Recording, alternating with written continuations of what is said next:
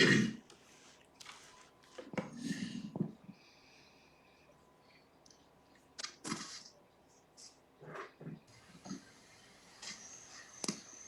evening, Mr. Stewart. Are you able to view the screen? And sir, thank you. Will please rise for the pledge of allegiance.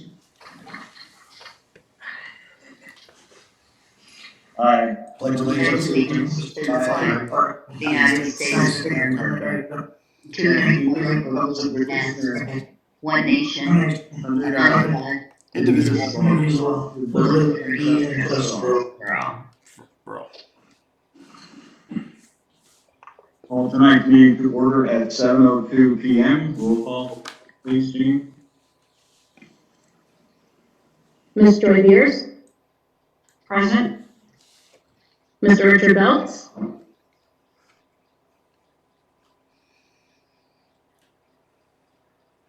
I did get a notice that Mr. Belts may be out, but he was going to try to make it, so I'm assuming he's not in. Mr. David Bradley? Here. Mr. Nathan Fuller? Here. Mr. Stephen Holland? Here. Mrs. Gail Mahalik?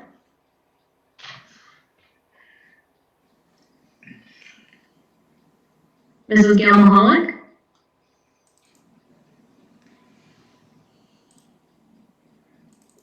Mrs. Rita Spinelli? Here. Mr. Wayne Wentz? Here. Mr. Larry Stern? Here.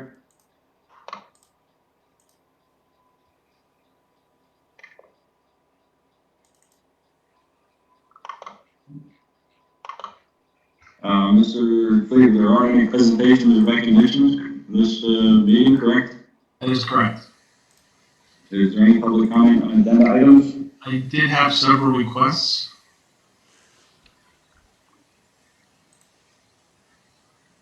Proceed, thank you. Mr. Kraus? Yes, I'd just like to comment on item J under financial matters and ask for your support for the LTIC budget. The administration's been extremely aggressive and agile throughout the COVID situation and readjusted their budget and controlled their costs. And there are no increases to the schools. And so far, I believe 7 school districts have approved the budget, none have voted no. And that's all I have to comment on. Thank you so much. Thank you, Mr. Kraus. Ms. Bose? Can you hear me okay? Yes. All right, I wanted to comment on the expenditure by object report. Under the general fund, plan, research, development, and evaluation, it's abbreviated, so I'm assuming that's what it goes for. Under supplies, we are $96,000 over budget.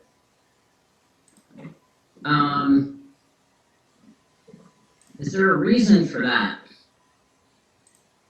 I mean, I'm sure there's a reason for it, but what is it? Does anybody know? I mean, that's quite a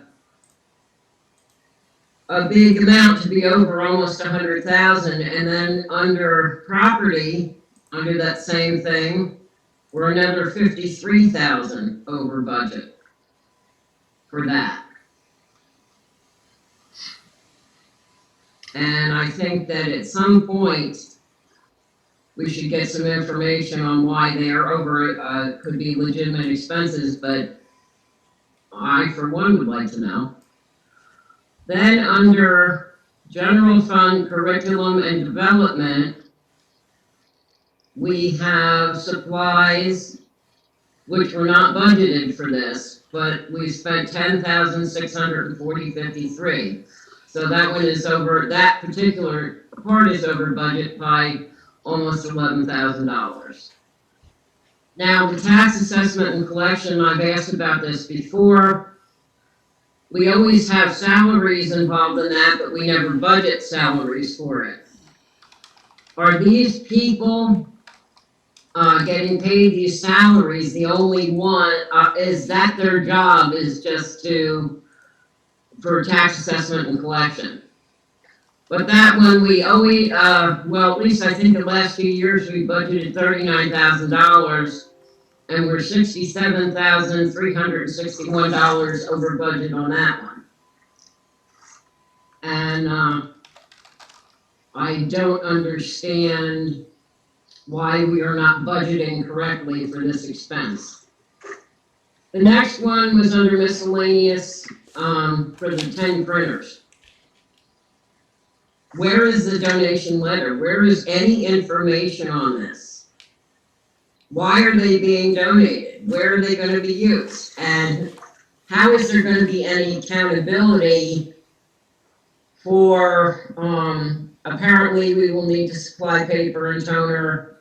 I can only assume that, they're not inkjets, that they're other printers. Seems to me, the printers that we have in the buildings now, the staff has to use their credentials to access them, and therefore, it keeps them accountable for what they're printing. I just don't understand why we would need 10 printers. Regarding this, Ms. Bose, the district did apply for a grant award through our current copying company, Fraser, and we were awarded the grant. These are just individual desktop printers. The plan is to look and students who need access to printers, especially that are having difficulty with purchasing things. So we're actually looking to give them the opportunity for the students to use them, to where the students would be using them as they're doing their virtual classes, for example, through Lava. So no one in the district is using the printers. We're looking to do them for the students. Okay, but where is the paper trail on this? Where's the information on the grant? Where's the letter that we got the funds granted and this is what was granted, or however it's gonna work? Where is that information?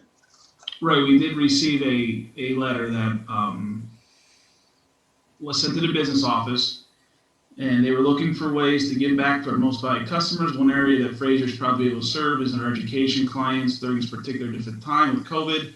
And so we did receive that letter, and they said that our district was one of those selected to receive the 10 free desktop Sharp printers.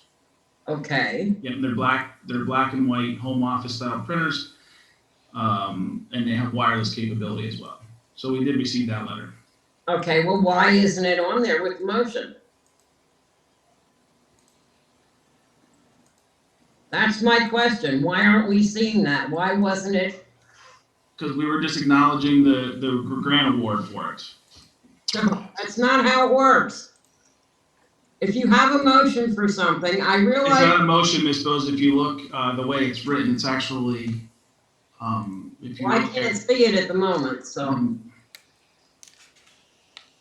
to accept the donation. Motion, by, second and by. Right, to accept the donation, that is correct.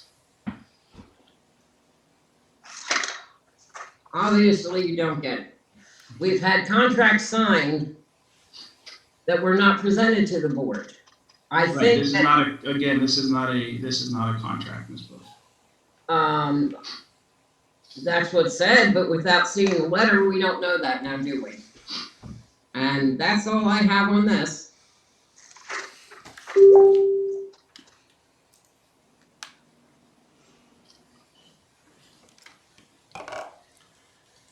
I'd like to respond to Barb on a couple things, please. Mr. Kemmer?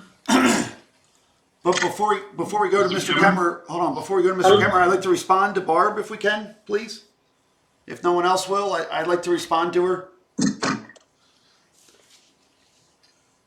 Can I have the floor, please, Larry? Mr. Kemmer is the one that. I know, but I'd like to respond to Barb before we move on. She has three very pertinent pieces of information that need to be addressed. I'm here whenever you're ready. Thank you, Mr. Kemmer. Should I speak now? Larry, can I have the floor for Barb's answers first? Or do you want to do that after Fred speaks? Let Mr. Kemmer speak, please. Okay, I appreciate the time. Once again, my question or my statement is about A under miscellaneous.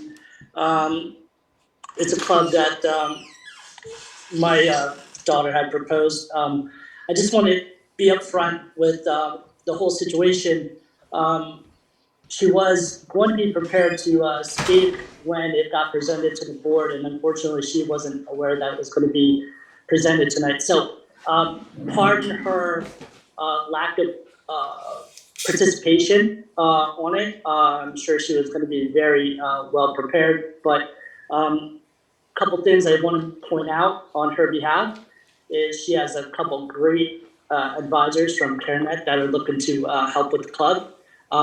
They did not get their clearances passed yet, but I don't think that's something that would hold us up. Secondly to that, the whole COVID meeting in public thing would not be something else that would hold it up. She could do all of these through Zoom, just like these meetings. It's something that she's been diligent about for the last 5 months, and I think it would be great for our community to have another club that is supportive of its students and of the local population. End of comment. Thank you, Mr. Chairman.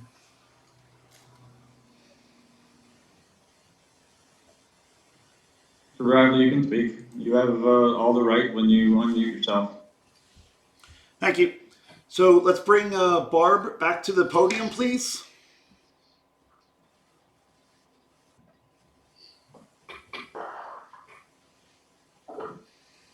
Barb, are you there?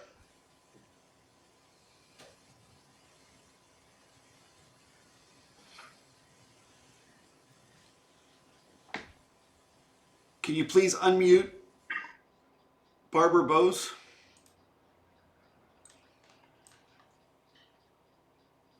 Can you hear us, Ms. Bose? Yeah, can you hear me? Yes. Excellent. Thank you. So the first comment you made was going over the budget. I'd like you to show us where you read that in the document so I can bring it up on my screen to show that we're over budget for any one area. Okay, it's the expenditure by object report, Yep. and it's section 102330, Yep. section 102260, Correct. and 102810. Okay, and I'm going to bring that over to, whoops, let me do that again. 1 second here. Let's see if I can do this. Yep. All right, I'm bringing that over. And Ed, would you like to please identify why these are over budget or how they became over budget on this report? I'm having trouble locating them. Okay, I have it up on the screen. It's enclosure 3, I believe. I'm sorry, enclosure 4, report 2. It's expenditure by object report. Yep, enclosure 4, report 2. Wait a minute, I'm looking. That doesn't sound right, the way it was on the, at least the way it was on the website.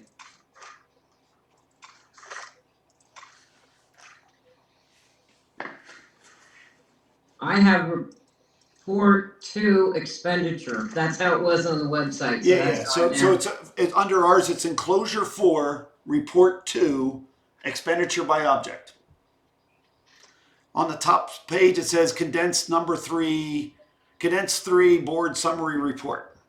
Okay, so then what was the first function that was in question? Well, if you want to go by number, it's 10-2260. 10-2260. Yeah, you may not.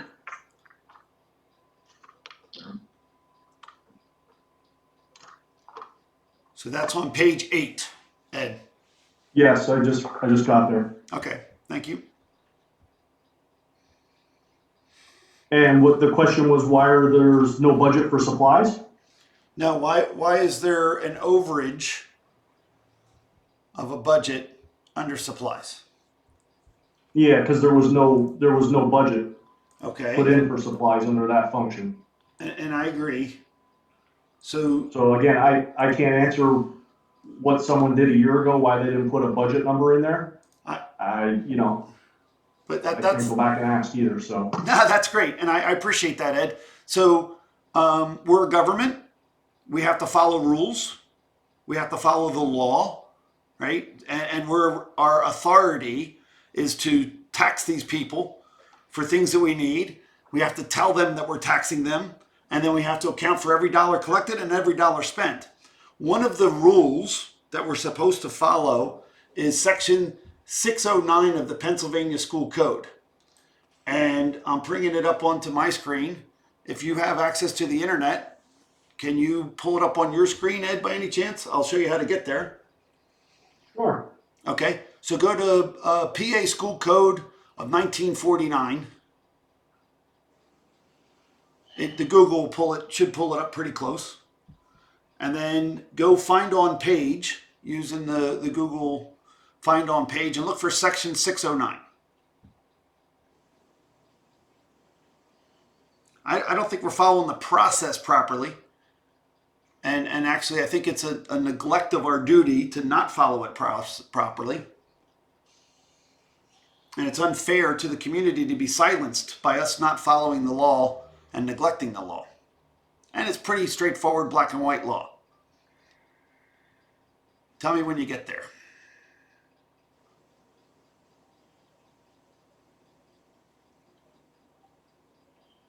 Yeah, it's having trouble pulling up the webpage. No problem. I'll read it. Budgeted funds not to be used for any other purposes or exceeded, which means the process is kind of like at the beginning of the school year, we approve a budget as your government for the community to all review and look at, and we're going to put certain dollars in certain buckets. You guys have these codes, right? These buckets. And then if you, as the administration, as a whole, our administration, our teamwork, right, finds that one of the buckets a little empty, this school code, this law, this authority dictates how this is supposed to be filled if we want to fill it, or we tell the subordinate administration, no, thou shalt not spend that money. We don't have it. Find another way, be creative, make it happen, do your thing, but stop overspending the budget. That's the checks and balances of the system. That's how the board has authority.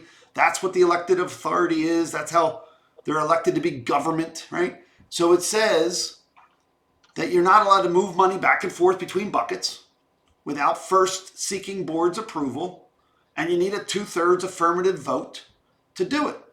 You can't hire any work to be done, and no materials purchased, and no contract shall be made by any board of school directors which will cause the sum appropriated to specific purposes in the budget to be exceeded.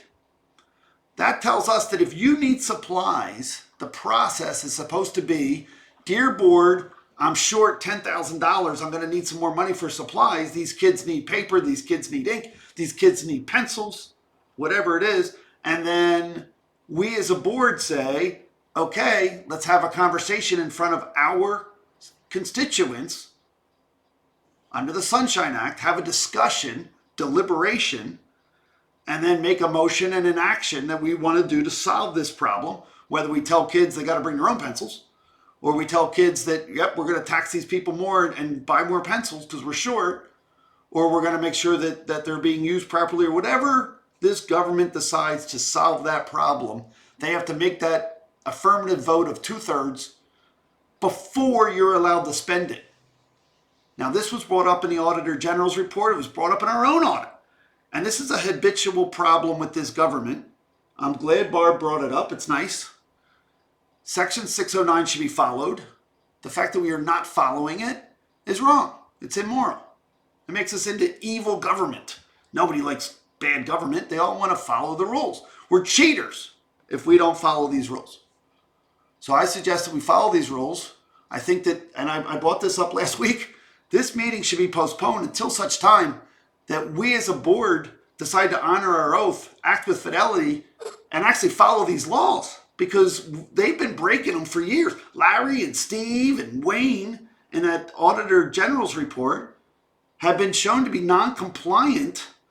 And this goes back to Dave Kraus and Rocky and Okay, Gloria. Mr. Bradley. No, don't Okay, shut me move off. on, I'm done. Mr. Cleaver. No, we're not moving on. We're going to talk No, about you're the just doing 50th a law. diatribe again, Mr. Bradley. We understand your point. We're on communication, No, superintendent. you got to follow the law. And Barb had three things to do. Understand your complaint, Thank Mr. you. Bradley. No. At I don't this think you point, do. Hold on. I don't think you do. Superintendent's report, I don't I think would you- like to just touch on two topics. Hold Number on. one, the We had virtual other things that days, Barb wanted to and talk I would like about. to Larry, I would like to you can't silence the community and not thank follow the the law. staff, the Bradley, students, please. Wait, and and everyone Barb for had other things we wanted to talk allowing about. us to work together to make these virtual days a success. I know a lot of people have had to make arrangements, and we try to get notice out as quick as we can for virtual days, but I have to give kudos to the students, especially for adapting, the staff doing a great job.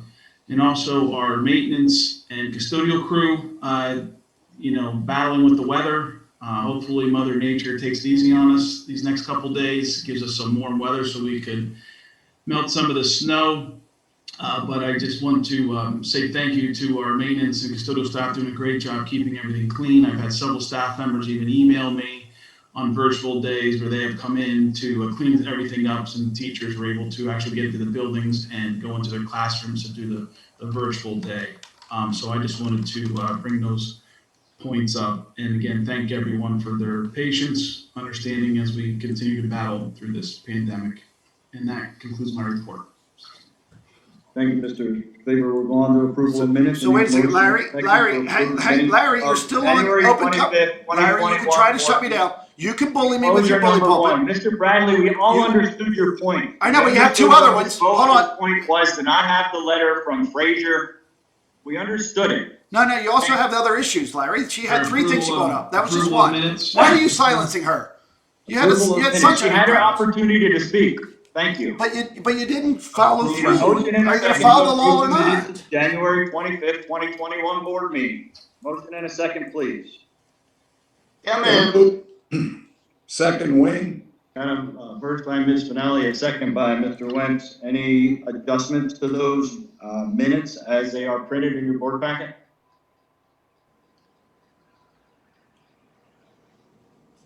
Hearing none, roll call vote. Mr. Kenyon, please. Ms. Joy Beers, Yes? Mr. David Bradley, Yes. Mr. Nathan Fuller, Yes. Mr. Stephen Holland, Yes. Mrs. Gail Mahalik. Oops, she's out, okay. Mrs. Rita Spinelli, Yes. Mr. Wayne Wentz, Yes. Mr. Larry Stern. Yes. 7 yes, motion carries. On the financial matters, Oh, need a we're motion here. and a second Yes. to approve the Lehigh Area High School and Lehigh Area Middle School activities funds for January 2021 and closure number 2. Motion and a second, please. So moved, Steve. This is Nathan, I'll second. Motion by Mr. Holland, a second by Mr. Fuller. Any questions on that activities funds? I have one. Bradley? We sought access to the district's financial documents, which are under Pennsylvania School Code, that are Board of Directors documents. It's our responsibility to see them. I tried getting access to them. I was denied. We were blocked. We went through the right to know process. We're being blocked. And here you put them on these things without the backups. You just see a summary. Now, this is a problem for these reports, payroll, and a bunch of other ones as well. Why are you denying access of individual directors to the pertinent documents prior to our vote at a meeting? What are you hiding, Larry? Why are you blocking it? Any further comment? I'd like a response. Wayne, Steve, why are you Bradley, blocking if it? you wouldn't have the predisposition that you have of everybody has of you and how you treated people, maybe you would have a better working relationship with the administration, but you don't. And at this point, I do believe there is some kind of meeting set up for your review of some documents. Is that not true, Mr. Cleaver? That's for a right to That know. is correct. An inspection, that's an inspection of documents as a citizen, That is. not as a board of that is director. Correct. Yeah, not as a board of Given director. Approval to. Not as an to individual. setting Who's talking here? Do We you are try the setting floor? up time for that to happen. Yes, you are correct, Mr. Stern. Thank you. For a right to know inspection, guys. As a board of director, we have to have access to these documents prior to taking these votes, and those meetings are after the vote's been taken, because the documents have been delayed, so you're not letting the citizens see them. That's the problem, Larry. That's why another court case was presented to this district for failure Good, you're up to about to provide 17 or 18 by now. to provide the transparency not only to the board of directors, individual, but also to the community. I don't know why you're blocking that. Steve, Wayne, Nathan, why would you not comply with the responsibility under the Sunshine Act and under the school code to make sure that the individual directors have access to the documents prior to taking a vote? I believe Mr. Stern we're on. Right. Okay, roll call so vote, no, Mr. hold on. I'm gonna propose. Roll call vote, please. You had your comments, Mr. I Bradley. know, but now that you're bullying it through with your bully pulpit, I make a motion, we table this until such time that the directors have access to all the documents.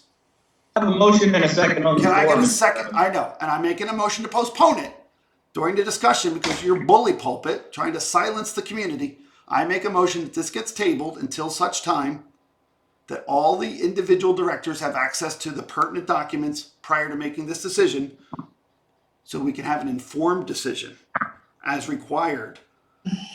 Can I get a second on that motion, please? I'll second it. Thank you, Gail. It Gail, just makes thank you for sense. announcing that you joined the meeting. Yes, Gail, thank you for that announcement with that second. Awesome. I really appreciate it. Now, Larry, no matter how much you hate Any me, comments Larry, on no the matter how much you hate tabling me, of item A? no, Larry, no matter how much you hate me, There are none. you got a motion and a second, Larry. Open the There are floor. none. Make it happen. I'm saying, is there any comments on item A, Mr. Bradley? There are You no listen. public. There are no public comments. Sorry, it's very difficult to communicate with. Thank you, Mr. Mr. Bradley. Roll call vote on tabling item A, Mr. Tenio, please. Call for tabling. Mr. David Bradley. Yes, it should be tabled until we have information. Mr. Nathan Fuller. No, do not table. Mr. Stephen Holland. No. Mrs. Gail Mahalik. Yes. Mrs. Rita Spinelli. No. Mr. Wayne Wentz. No. Ms. Joy Beers. Yes. Mr. Larry Stern.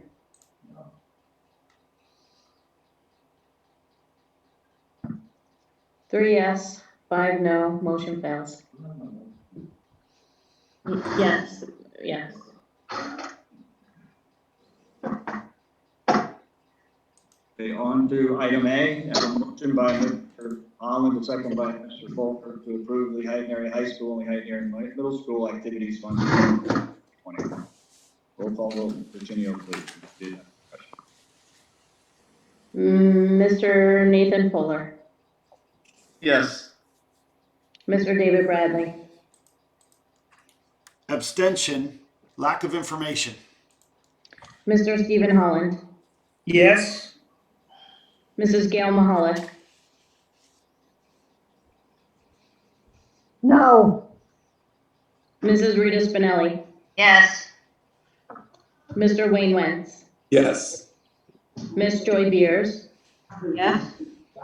Mr. Larry Stern. Yes.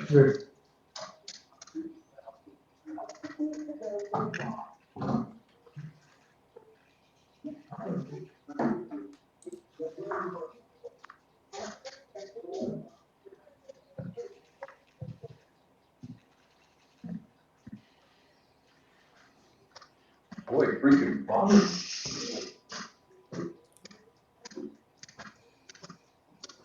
6-1 motion carries. On the item P, I need a motion and a second to approve payment of bills for February 2021. For the general fund, debit card, payroll, and food service fund, $1,681,386.61, enclosure number 3. So moved. Before you take a second, oops, there you guys go again, rushing it through. I'd like to postpone this vote because the board has not had an opportunity to review the pertinent documents related to this $2.6 million worth of expenditures, including some that seem to exceed their budgets in violation of Pennsylvania school code. And the payroll, which is nothing more than a one line item, did not even verify that the contracts are being complied with. Can I get a second to postpone the payment of the bills until such time that the board of individual board members have a opportunity to review the pertinent documents to make an informed decision as recommended by the Pennsylvania Auditor General? Can I get a second for that motion, please? I'll second it. A motion by Mr. Bradley, second by Ms. Mahalik on tabling the payment of bills. Is there any comments from the board on tabling the payment of bills? I have one when you've got the time. Got the floor, Mr. Bradley. Try not to shut me off, Larry, okay? Right. We have a job to do. Bradley, and limit your comments to pertinent information. It is, Larry. It's called a performance audit by the Auditor General. Mr. Bradley. It Mr. shows. Bradley, It is pertinent, sir. It is pertinent. Might as well just hold up a sign that says Auditor General, okay? I can. And we did. That's how we drug them in here, because you guys are violating these laws. And they showed that you're violating these laws in the words non-compliance with Pennsylvania school code. And he documented it. You guys are ignoring it, and then you just keep shoving it down the road. You have several court cases. I think you're doing it on purpose. I'm wondering why. Here you have an opportunity and a responsibility under Pennsylvania school code to act with fidelity and review the pertinent documents prior to making a decision. The fact that you have not done that and not allowed that to happen is a violation of common sense. And soon we'll find out whether or not the judge thinks it's a violation of the law. I don't understand why you're coming up with this idea that you can block individual board members and what authority you feel you have to block individual board members from the pertinent information from which they have to make an educated decision. I think it's immoral. I'd like you to change that policy and procedure because I feel it is illegal and irresponsible. We have one comment from the public, Mr. Stern. Please let him speak, Mr. Disposed? Okay, the one thing I will say, as far as, the payroll goes, there is a lot more detail in that report than there ever has been before.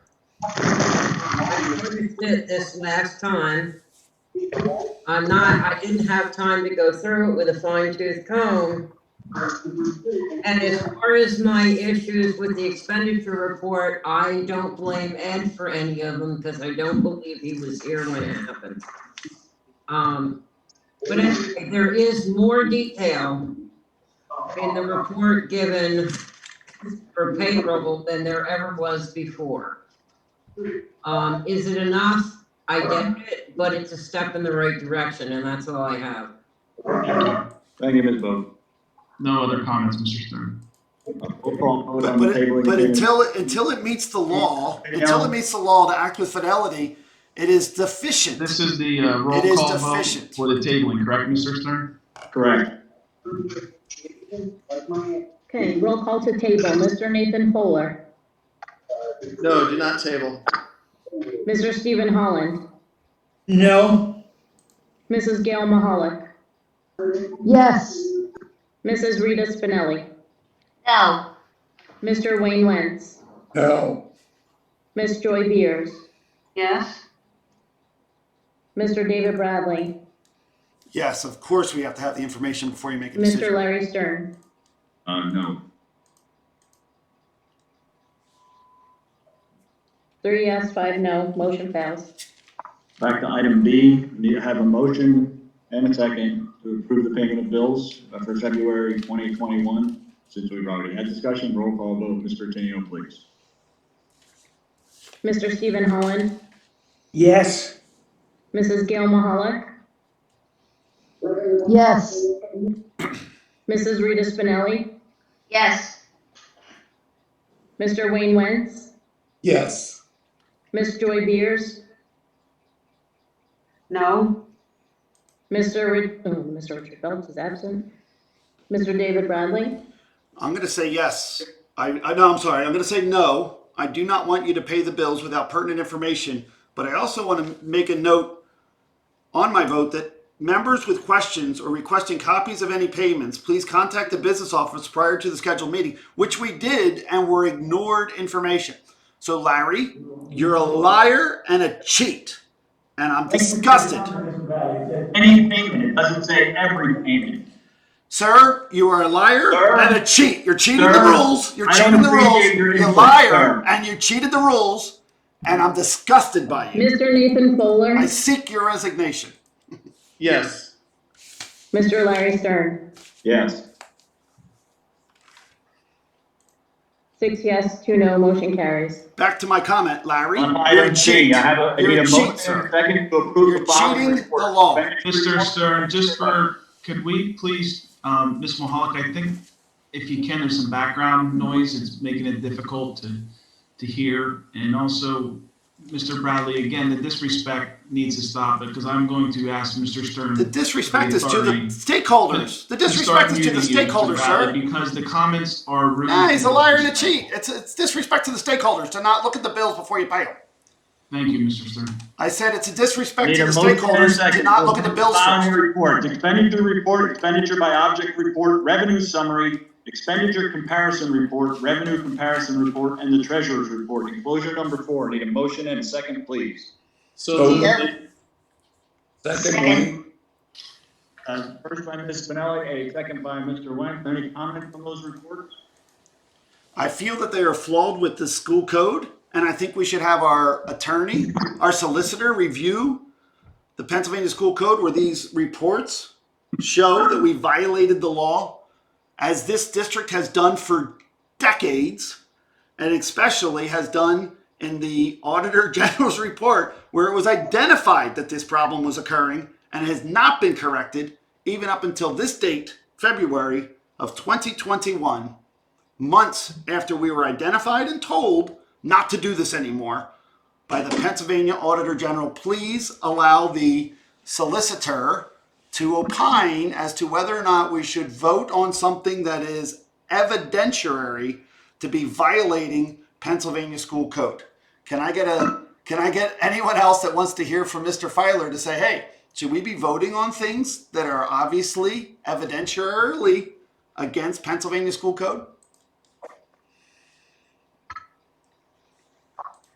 Does anyone else want to hear from Mr. Filer on this?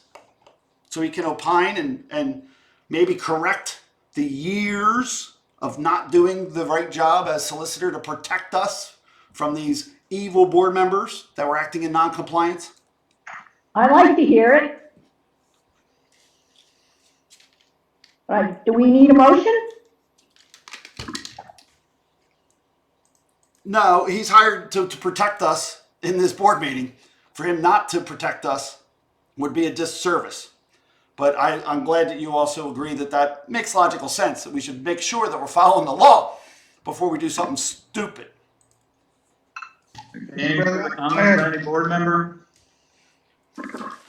Roll call vote on the report, Mr. Pinio, please. Hold on. Aren't we? Mrs. Hold Gail Mahalik? on. You're gonna have to Stop muting me out, Mr. Cleaver. Mrs. Gail Mahalik? Stop muting me out, Well, Mr. I'd like to Cleaver. hear, Stop me. Yeah, we got to hear from the solicitor, guys. We got to hear from the We solicitor. don't Stop want a muting me meeting, out, Mr. Mr. Bradley. Cleaver. There's nothing to hear from the solicitor. Yeah, there is. We want to find out whether or not these Thank you. reports are following the law. I don't think they are. I'd like his opinion. Reports are following the law. What do you? Well, Larry, you've been told that you weren't following the law. Handle budget transfers at some points in time. Larry, you were told you The weren't following the reports law. The reports are not breaking the law. But you're voting to approve them that are broken the law, Larry. Roll call. And you were told not to do it. You were warned and told not to do it. Thank you, Mr. Bradley. Mrs. Gail Mahalik? no, Mrs. Rita Spinelli? Yes. Mr. Wayne Wentz? yes, Miss Joy Beers? No. Mr. David Bradley? Absolutely not. I'm not going to participate in this evil. Mr. Nathan Fuller? Yes. Mr. Stephen Holland? yes, Mr. Larry Stern? Yes. 5-3, motion passes. Please advance the agenda, Mr. Cleaver. I move that we seek the resignation of those who just voted for that because it's against Pennsylvania Motion- School motion Code. and a second. And I'd like a second. I'd like a second on that motion to get them to resign. Transfer from the general fund to the food service fund as per the reimbursements from the Commonwealth of $72,453.26 for December 2020. Need a motion and a second, please. so moved. Second by Nathan? The first by Mr. Holland, a second by Mr. Fuller. Any questions on the transfer for the food service fund, from the general fund to the food service fund? I have one question. Why were we not given access to review all the documents that are part of the $72,000? Why were we blocked as individual board members from gaining that access? Larry, why was it blocked? Show me the money, buddy. Show me the money. Stop cheating. I know, I want to ask the question. I'm looking for an answer there, bud. You're cheating again. Roll call vote, please. You're a liar and a cheat. With your Liar and a cheat. And undertones. Roll call vote, please. Mrs. Rita Spinelli? What are we voting on right now? I don't see your budget transfer. Or come from the general fund to the food service. It's okay. You just gotta And rubber my stamp it. answer Just would rubber be stamp it, yes. Rita. Just rubber stamp it. You don't have to look at it or anything. Mr. Wayne Wentz? Yes, and I am Miss looking Joy- at it. I'm sorry, what's that? I said, and I am looking at it. Okay. Miss Joy Beers? Yes. Mr. David Bradley? Abstention, lack of information, and Wade's only looking at the motion. He's not even looking at the documents. Mr. Nathan Fuller? Yes. Mr. Stephen Holland? Yes. Mrs. Gail Mahalik?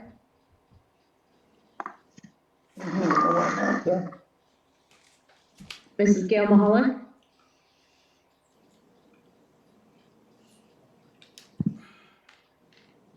Absent. Mr. Larry Stern?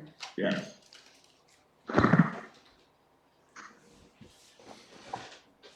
Six yes, motion passes.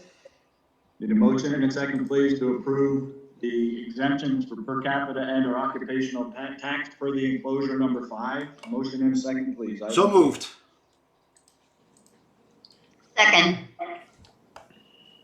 Who did first, please? Larry, that was me, David Bradley. David Bradley, okay, in case you can't hear my voice, all right? Thank you, bud. Any other questions any comments from the board on item B?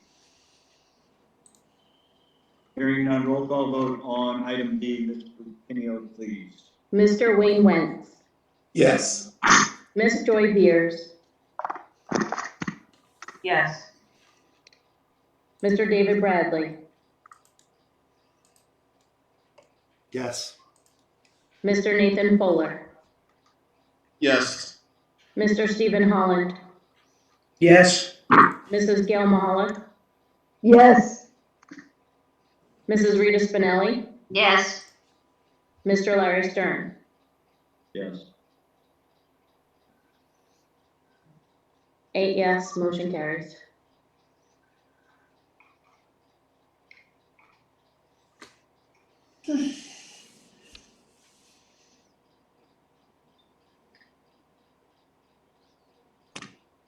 On to item E, need a motion and a second to refund the following occupational tax for the year 2019 in the amount of $122.50 to Gordon Share, and occupational tax for year 2020 in the amount of $122.50 to Gordon Share Jr.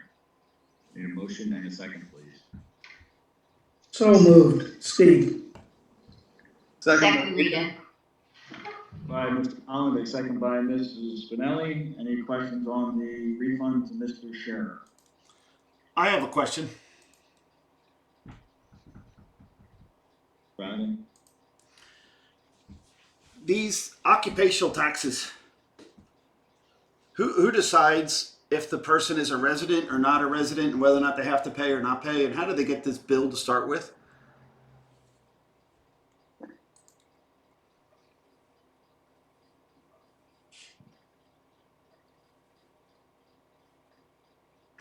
Hey, could you answer that question for Mr. Bradley? I believe those bills come from Interstate Tax Service. Why are we bill? I mean, this guy obviously knew enough to apply for a refund. Why are we just haphazardly letting people bill people and then finding out? Because like even the last report for the exemptions, we had a bunch of non-residents getting billed for our district. I think there's no oversight of who's getting billed, every dollar collected, and every dollar spent. That lack of transparency is why I find this board to be evil and Larry, a liar and a cheat. So we got to do our job first, guys. And it doesn't look like we're doing that. That they retire, you don't know that, and the bill still will come. These people have told us that they have retired, or for some other reason they would like their refunds, and then they're validated. People have to tell you when that happens. I agree, but look at the last report for your exemption list that showed all the non-residents getting billed. You just exempted them, and here you're going to give a refund. This means this guy already paid, right? I don't think we're accurately reviewing who owes us money and then asking for it. I mean, you got $500,000 that wasn't even asked for years from Palmerton. Okay, here we have a motion in a second, please. I have a Larry, motion stop in a being a second. bully pulpit. Roll call vote, Ms. Virginio, please. You're off topic. And now I'm not off Ms. topic. You're talking about Joy-Beers? accountability. You're talking about accountability, and stop muting. Ms. Joy-Beers? Stop muting a director, Yes. Mr. Cleaver. Mr. David Bradley? Yes, we should give him his refund, but we should Mr. also do our Nathan job. Fuller? Also yes.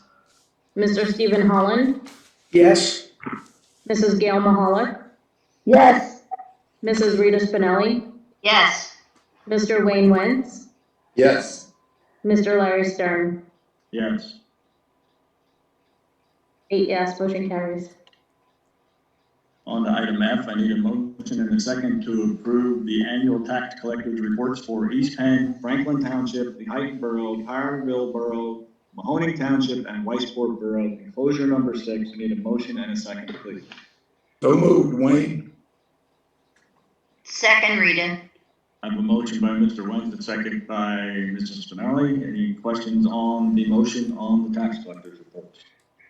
Why are they so low as a percentage of collections? And what's being collected in comparison to our budget? Are we not seeing people pay their taxes? Are they not able to? Are they moving? Are they becoming non-residents? Did anyone?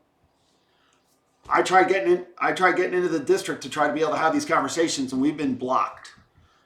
Did anyone get a chance to review not only the fact that these reports exist, but the documents behind the report that makes you an informed director prior to making a decision?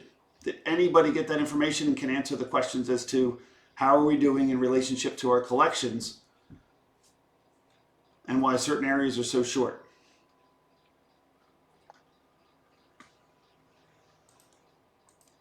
Anybody? No, we're not looking for crickets here, guys. We're looking for an actual deliberation. I believe Ms. Bose did ask that question during the finance meeting. And I did look back, we were pretty consistent with the previous year in terms of collection of taxes from one year to the next. So I don't know that there was any specific reason or there was any significant change in collected taxes. But all those taxes are turned over to Portnoy for collections once we receive the report. Which is a very litigious organization that costs the people that are struggling the most to pay their taxes the burden of additional fees for defending a court case when they're already behind. It's like piling on the weakest of the community.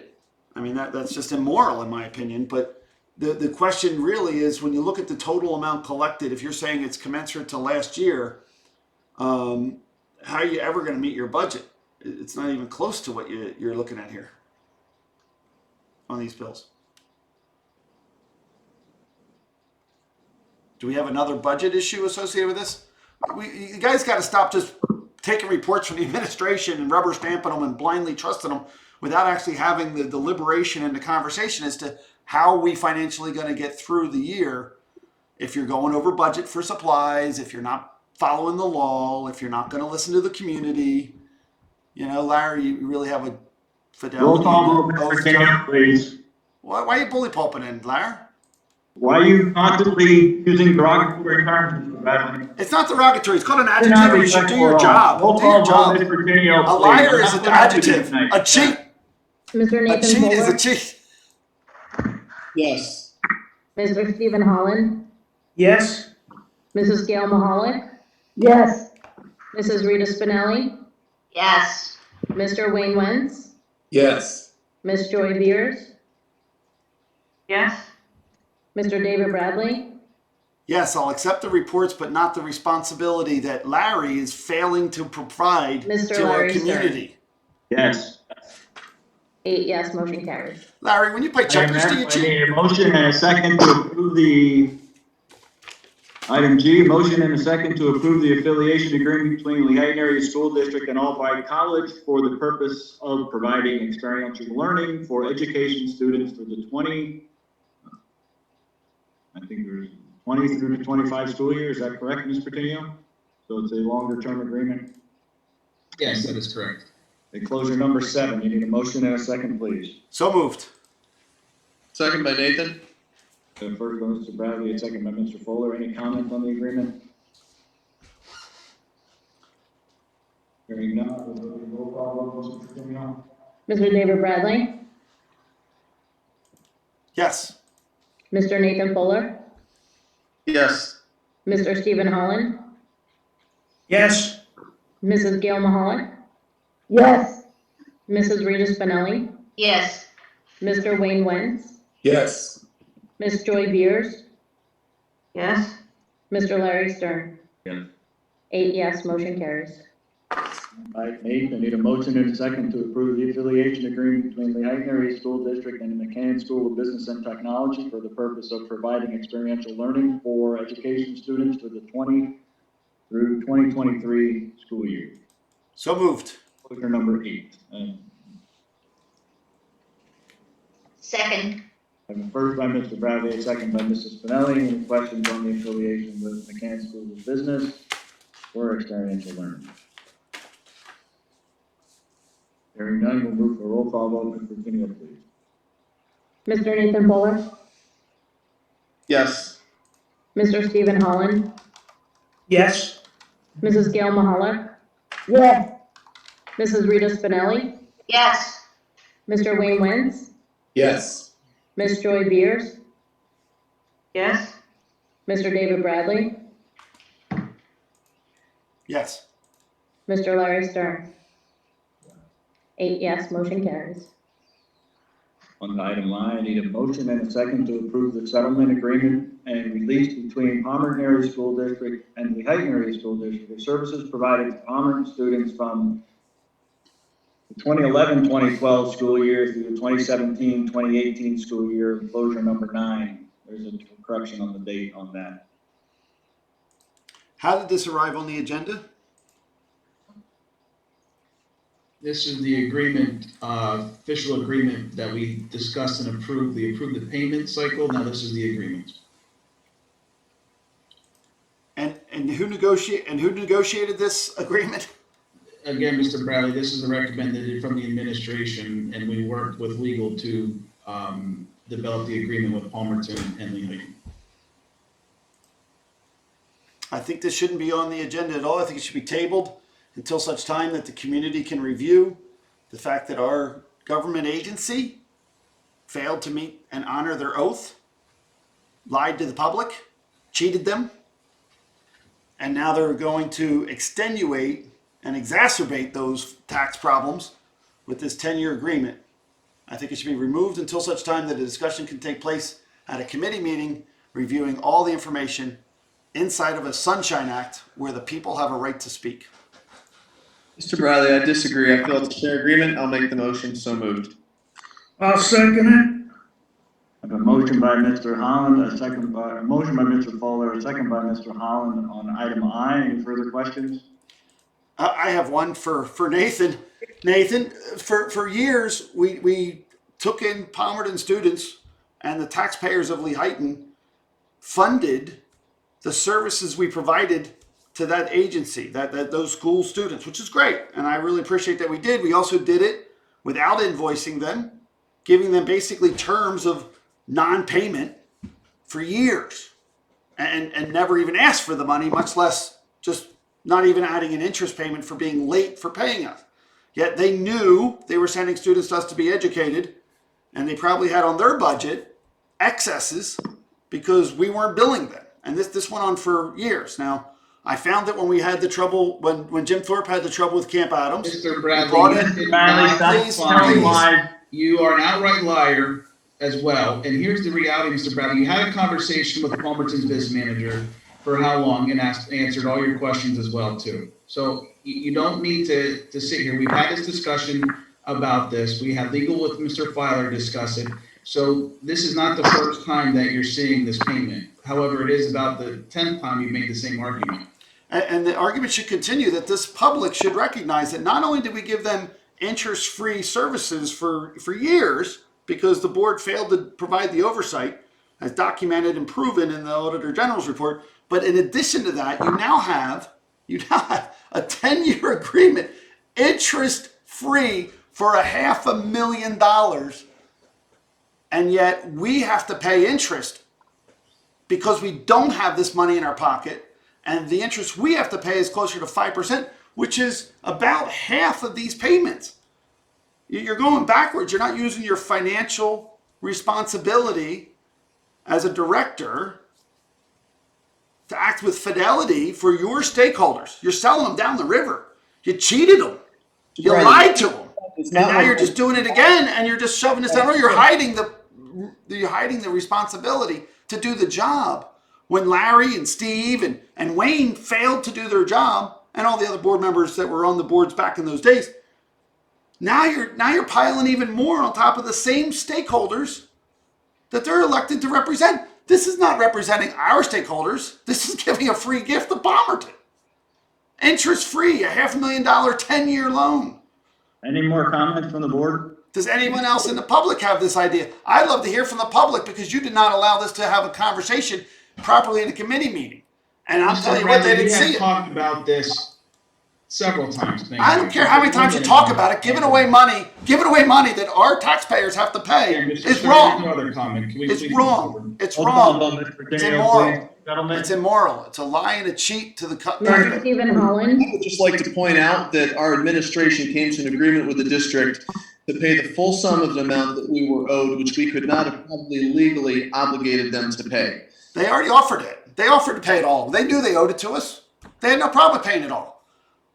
There would be no benefit to them saying they don't have to pay. They're an obligation to pay it all. So you negotiated to get a zero interest loan. Hold your comment, please. Hold on. You negotiated. I made my comment. I'm finished. You can't mute. What did you vote, sir? Stop muting out. Stop muting out a board member. Mr. Stephen Stop Holland. muting out a member. You negotiated zero. Great negotiation. Mr. Bradley, please Mr. Bradley, behave Negotiated yourself. zero. We're going to continue. No to interest. be muted. We can't even follow the meeting because of your obnoxious. Can you behavior. follow the logic that you shouldn't be giving away $500,000? Mr. Stern? Should you be follling the logic that Can you you roll shouldn't call be giving vote? away $500,000 free loan? Should you follow that logic? Mr. Stephen Holland? Yes. Mrs. Gail Mahalik? Yes. Mrs. Rita Spinelli? Yes. Mr. Wayne Wentz? Yes. Ms. Joy Beers? No. Mr. David Bradley, Absolutely not. We should not cheat our taxpayers. Mr. Nathan Fuller, Yes, it's an agreement that's fair to both parties involved. Mr. Larry Stern. Yes. 6 yes, 2 no, motion carries. On to item J, I need a motion and a second to adopt the 2021-2022 proposed operating debt service and capital expenditure budgets of the Lehigh Carbon Community College per the enclosed resolution as recommended by the Finance Committee, enclosure number 10. So moved. Second. First by Ms. Spinelli, a second by Mr. Wentz. Any comments? I have a comment. I'd like to ask Mr. Filer. We had a Finance Committee meeting where a recommendation was made to this board. And prior to that recommendation, public comment was stifled and not allowed to occur. That's not inaccurate. Prior to taking that official action of recommending to this board, the public should have had a right to speak. I filed a Sunshine Act violation against the Finance Committee meeting and their members that failed to comply with the Sunshine Act. If you want my opinion, you're gonna have to shut up for a second. Well, I'm gonna finish my comment, then you can talk, and I think that's fair. So I think we shouldn't even put this on there because to carry that forward, that recommendation that was illegal, it's basically ill-gotten goods because the public didn't have an opportunity. Thank you. That section of the Sunshine Code only applies to the whole board. Secondly, with regards to making recommendation, it has to be recommendation by an ordinance, statute, or law, which, as far as I'm concerned, none of these qualify as that. So, thirdly, you're in the middle of a lawsuit that's being submitted to a third party, so I don't really want to tie down the school district's responses, but I don't feel it was a Sunshine Act violation. Thank you, Mr. But the Sunshine Act very clearly states that it's. Hold on. Hold on. I'm asking a question. Hold You on. have to answer your one and now your butt. Yeah. So the butt is. Hold on. The butt is. It says all committees. No, it doesn't. It says in the law all committees. Yeah, all committees. Oh, it doesn't. You're not reading the statute right. You really feel that way? Mr. Bradley, we're not gonna have a discussion like this. Mr. Stern, please continue with the. Why not have an open discussion? Why not actually have a discussion, read that part of the law, and find out if it's right? Mr. Bradley, you asked for a rule. Yeah, but the Office of Open Records doesn't feel that way. They opined in it. And because it's not the one you like, you continue to argue. And yes, No, it's not what I like. It's not what I like. It's very difficult to follow these meetings. It's not about what I like. It's about what the law says, guys. And the Office of Open Record opined in this. They said it's very irregular for committees. For the committee, it holds board members on it. I'm trying to gain control of the meeting. Ms. Pertinio, do you recall where you were on the roll call vote, please? Mrs. Gail Mahalik, No. Mrs. Rita Spinelli, Yes.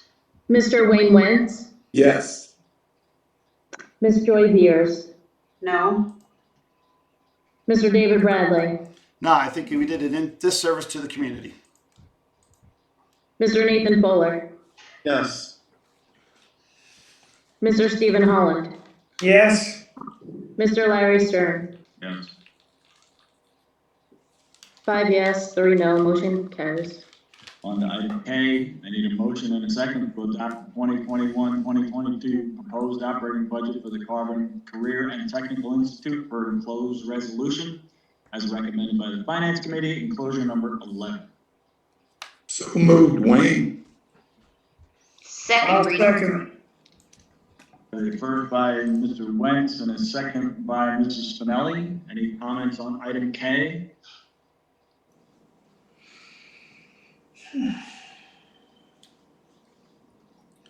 I'll make my same objection that the Finance Committee meeting failed to meet the requirements of the Sunshine Act, and therefore this should be tabled. Section 710.1, except as provided, the board or council of a political subdivision is the section that the public comment applies to. It does not say agency.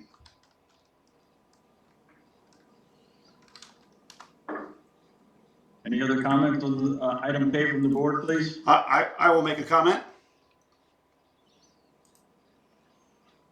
If you look at the Sunshine Act, Mr. Filer, it says No, we're that- not gonna argue between the two. I don't need to. He started it. Legal matters. Hey, he started it. It's not a legal matter. No. Nobody starts anything, Mr. Bradley. says- If it anybody says starts official anything, action. It would be you, sir.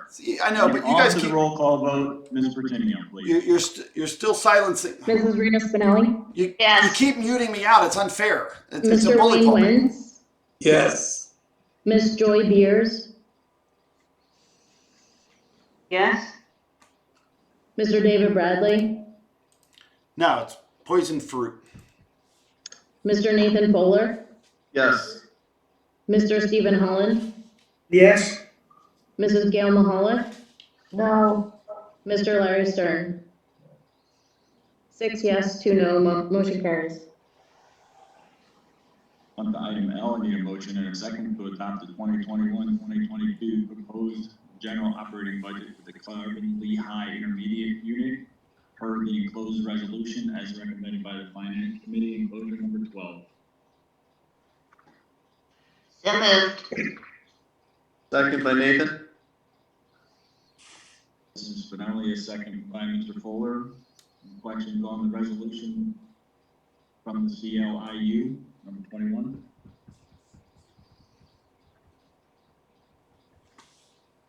Hearing none, roll call. Same objection. Sunshine Act violation. Thank you. Mr. Wayne Wentz? Definitely yes. Miss Joy Beers? Yes. Mr. David Bradley? Definitely no. Violation of the Sunshine Act and the Finance Committee. Mr. Nathan Fuller? Yes. Mr. Stephen Holland? Yes. Mrs. Gail Mahalik? Yes. Mrs. Rita Spinelli? Yes. Mr. Larry Stern? Yes.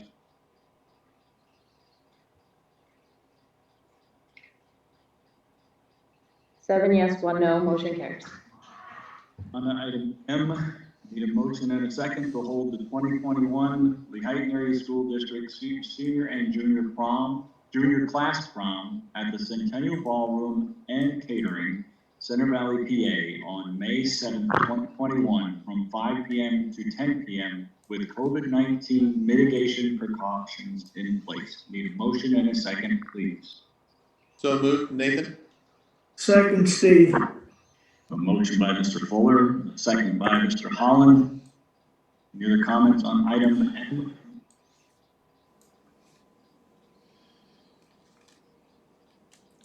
Hearing none, roll call vote, Ms. Virginia, please, on item M. Mr. Stephen Holland? Yes. Mrs. Gail Mahalik? Yes. Mrs. Rita Spinelli? Yes. Mr. Wayne Wentz? Yes. Miss Joy Beers? Yes. Mr. David Bradley? Yes. Mr. Nathan Fuller? Yes. Mr. Larry Stern? Yes. 8 yes, motion carries. On to item N, I need a motion and a second to approve the Synthos agreement for the custodial staff uniforms in the amount of $29.45 per week, funded by the Buildings and Grounds budget upon recommendation by the Buildings and Grounds Committee, enclosure number 13. Motion and a second, please. So moved. Second by Steve. The motion by Ms. Spinelli, a second by Mr. Holland. Any questions on the agreement item? I just would like to comment that this is a renegotiated contract with a lesser price, just in case anyone's questioning. I tried making comments at the Buildings and Ground Committee on this prior to its enactment, and I was blocked from that. I think it's a poor recommendation coming from a committee that didn't give the right of people to speak, and I think that that's a sunshine violation, and this is more poison fruit from that poison tree. And Mr. Filer's reading of 710, he selectively decided to skip, or an authority created by a political subdivision shall provide a reasonable opportunity. So these subcommittees are part of the agency as defined by agency. And that's the way that the laws have been applied in the past, and yet here we are cheating the system. Liars and cheats. I think it's wrong. Call vote, Mr. Danielle, please. Mrs. Gail Mahalik? Yes. Mrs. Rita Spinelli? Yes. Mr. Wayne Wentz? Yes. Miss Joy Beers? Yes. Mr. David Bradley? No, poison fruit. These guys are Mr. probably Nathan playing Fuller? tic-tac-toe. Yes. Mr. Stephen Holland? Yes. Mr. Larry Stern? Yes. 7 yes, 1 no, motion carries. On to item O. Need a motion and a second to approve the lease agreement with Valley Royale LLC and the Lehigh Area School District for the use of the tenant facility at 738 Mahoning Drive East, Lehigh, Pennsylvania, through the spring tennis season outlined in the agreement. Enclosure number 14. So moved, Wayne. Second by Steve. I have a motion by Mr. Wentz, a second. Holland, questions on the agreement with Valley Royale LLC? Why was the public blocked from having comment prior to making this recommendation and review of those contracts? Mr. Bradley, they were not blocked. There was comments before and after both meetings. Thank you. Not prior to making the recommendation, sir. Any further comment from the board? Yeah, Larry, Valley Royal has done a terrific job out there. They really put a lot of expense and time into that, and they did a great job, and it's an honor to have our kids play there. Thank you, Mr. Wentz. Roll call vote, Mr. Camille, please. Mrs. Rita Spinelli? Yes.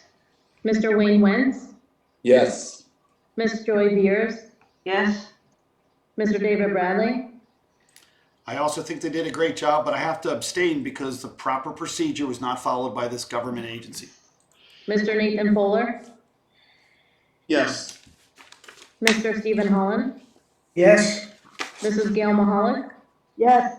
Mr. Larry Stern? Yes. 7 yes, motion carries. On to personnel, I need a motion and a second to approve the athletic hires as recommended by the athletic committee and extracurricular hires for the 2021 school year, enclosure number 15. So moved, Wayne. I have a motion by Mr. Wentz, a second by Mr. Holland. Any questions on item A?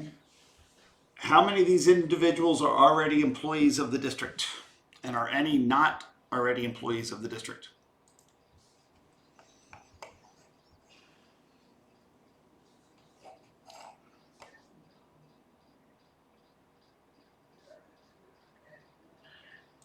This is the comments that were blocked during the committee meetings, but still, how many are actual members of our current school district as employees and how many are not?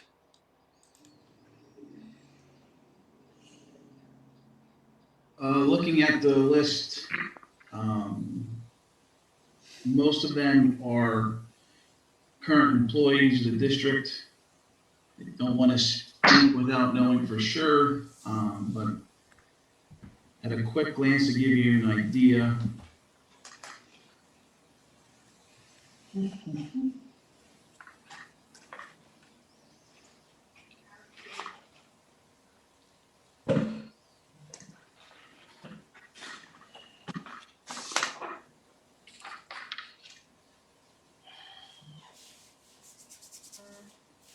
I believe 7 of them are currently not employees of the district.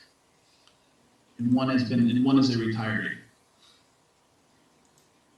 And I believe several have coached before too, Mr. Cleaver, correct? I'm sorry, what was that, Mr. Stern? Say several have coached before that are. Oh, yes, many of them are repeat, yes. But everyone passed their background checks. They all had. They all a come review, through with the 'cause same. You have no. Yes. Yeah, I did a right to know looking for the personnel committee meeting, which is usually a review of people prior to hiring, and also you're looking for coaches, which are an active part of the community. We've had issues in the past with unsupervised students, broomsticks, rectally applied problems. I mean, we got some real issues in this district with hazing and bullying. I want to make sure that we're picking the best people for the job. And the fact that These there are was the no public recommendations in comment, front of you, Mr. Brown. I understand that. The fact that nobody got to review that recommendations or look at all the applicants as a board of school directors is an uninformed opportunity here. I don't think that that's the right way to go about a hiring process. I did a right to know looking for the personnel committee meeting, and apparently there's been none for years. That is So that correct. means we're not doing. That means they're not doing the job of reviewing personnel. We have an issue where Ms. Cartwright brought up the fact that if we had more SEL, we'd have better students and more training. Yet we don't seem to have this interaction with the board reviewing the qualifications of these individuals. And I'd like to know whether or not any of these individuals has an SEL certificate. These are common questions asked by a hiring agency. Here you guys are hiring us on a recommendation in a meeting that was, in violation, in my opinion, of the Sunshine Act. You have tons of problems inside this district associated with supervision and the lack thereof. And here you have a blind trust being applied without any review of all the applicants and an opportunity to try to select applicants that even have the right criteria to be applied for our students, for their best interest. I mean, their credentials should be applied to the decision-making process of who gets hired by this government agency. And I don't see that that's happening. Does anyone else see the need for people prior to being hired to be vetted, seek the right person, get the people with the best credentials? Mr. Bradley, now you're accusing the district of not vetting the employee, not vetting the coaches. These are coaches, Mr. Bradley. I know, the coaches They're not they're in front of our in kids. person, in school instructors. They are coaches on the special, on the extracurricular and athletics. Yeah, I agree. I think they all matter. I was a coach. I coached high school. I think it's very important. Of course you did. I think it's very important. Yeah, I think it's very important. I was. Do you have anything else to say that we try to? Well, are you saying you don't want to vet No, your I'm not coaches? saying that. I'm saying one of our coaches is going to have that certification that the instructor. Why not ask them to require them or pay them to make sure it gets done? At the policy meeting, sir. Why not insist on it? Why not pay them to get it done? Why not make sure it happens so that our students get the best interest? This is an opportunity to move the district forward in progress so that we don't have the issue. Look at the hazing issue. Look directly at the hazing issue. Okay. Rectally applied. Why are you rectally applying things? Right? Why are we allowing such things to happen? Why would you allow that to happen? On our watch. Yes, I'm trying to talk over him, but it's very hard. Sorry. Miss Joy Beers. No? Mr. David Bradley. No, not without proper procedures. Mr. Nathan Fuller. Yes. Mr. Stephen Holland. Yes. Mrs. Gail Mahalik. No. Mrs. Rita Spinelli. Yes. Mr. Larry Stern. Yes. And to be clear, they all might be great candidates, but you got to apply the right process to hiring Motion people. passes. You have to apply the right policies to hire people. You can't do it willy-nilly like you've been doing. Motion. You recognize that, Larry. You got to recognize that, Larry. You have neighbors that you have to take care of. 2021 substitute professional list pending clearances. Need a motion and a second, please. So moved. Second, Steve. A motion by Mrs. Spinelli, a second by Mr. Holland for the approval of Mr. Reed as a substitute pending his clearances. Does he have an SEL certificate? Did anyone vet this person to find out if he has an SEL certificate to raise the level of education? There is no SEL certificate, Mr. Bradley. There is an SEL certificate. Does he have one? At this point, anyone who Does has he a have one? certification and meet all the requirements, we do put them, bring them in, interview them, and put them on the substitute list. Fortunately, it's very difficult to find substitutes in all areas recently. So you're lowering the standard? Why don't we have a standard? No, we're not lowering the standard, Mr. Bradley. One more time. Does this man have an SEL certificate? Yes or no? Did he get vetted? Does he have an SEL certificate? Are we demanding a requirement? Roll call vote. It's a question, Larry. Answer the question, Larry. Mr. Bradley, stop. Ms. Joy Beers, I will not stop protecting this community. Mr. David Bradley, Abstention, lack of information, and Larry's using his bully pulpit. It's wrong, Larry. We want to find out. Mr. It's a simple Nathan question. Fuller, Yes. Mr. Stephen Holland, Yes. Mrs. Gail Mahalik, No. Mrs. Rita Spinelli, Yes. Mr. Wayne Wentz, Yes. Mr. Larry Stern. Yes.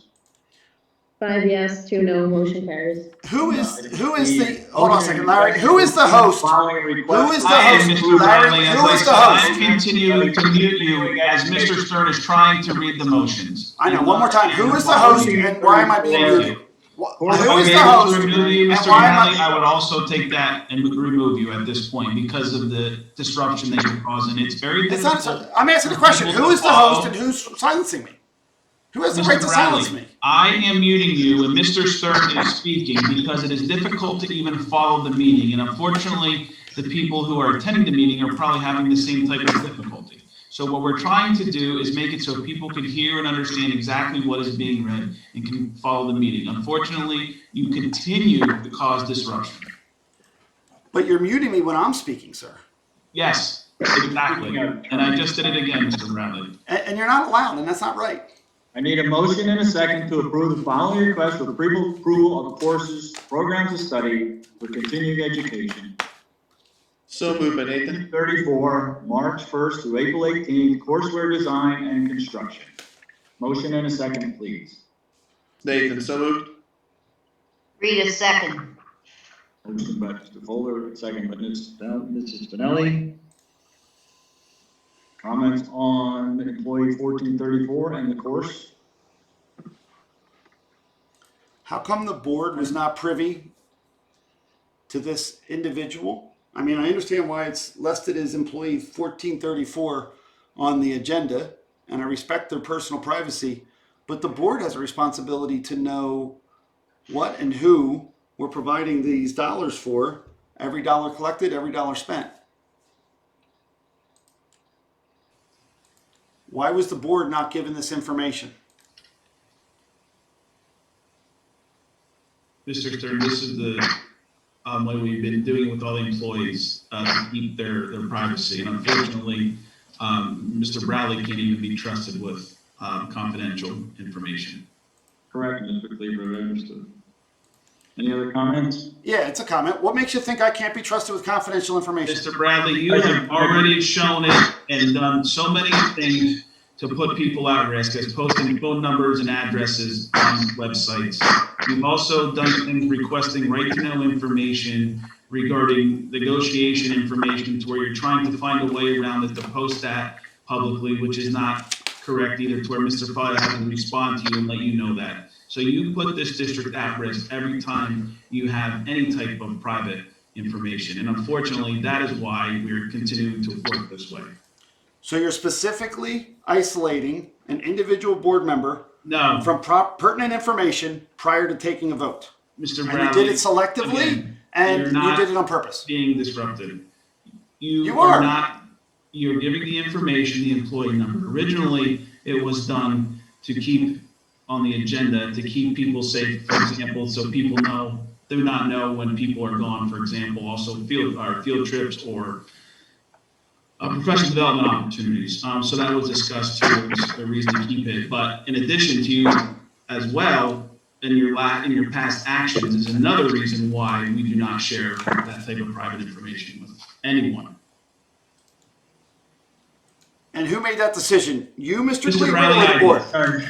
Because the safety of our staff and our students is a priority. Yeah, so And whether you made the decision. whether they're not even an employee, that people have the right of confidentiality when they're applying for jobs, not to have their addresses and cell phone numbers posted for public to view. So you're taking this action devoid of policy by the Mr. Bradley, Mr. Stern, I have no more comments for Mr. Roll Bradley. call vote, Mr. Tenio, please. Mr. Nathan Fuller, Yes. Mr. Stephen Holland, Yes. Mrs. Gail Mahalik, Yes. Mrs. Rita Spinelli, Yes. Mr. Wayne Wentz, Yes. Ms. Joy Beers, Yes. Mr. David Bradley, Abstention, lack of pertinent information, blocked by Mr. the Larry administration Stern. without the Here. authority of policy. On to item D, I need a motion and a second to acknowledge FMLA leaves for the following employees not to exceed 12 weeks, items 1, 2, and 4. So moved. I'll second, Steve. A motion by Mrs. Spinelli, second by Mr. Holland. Any comment on FMLA?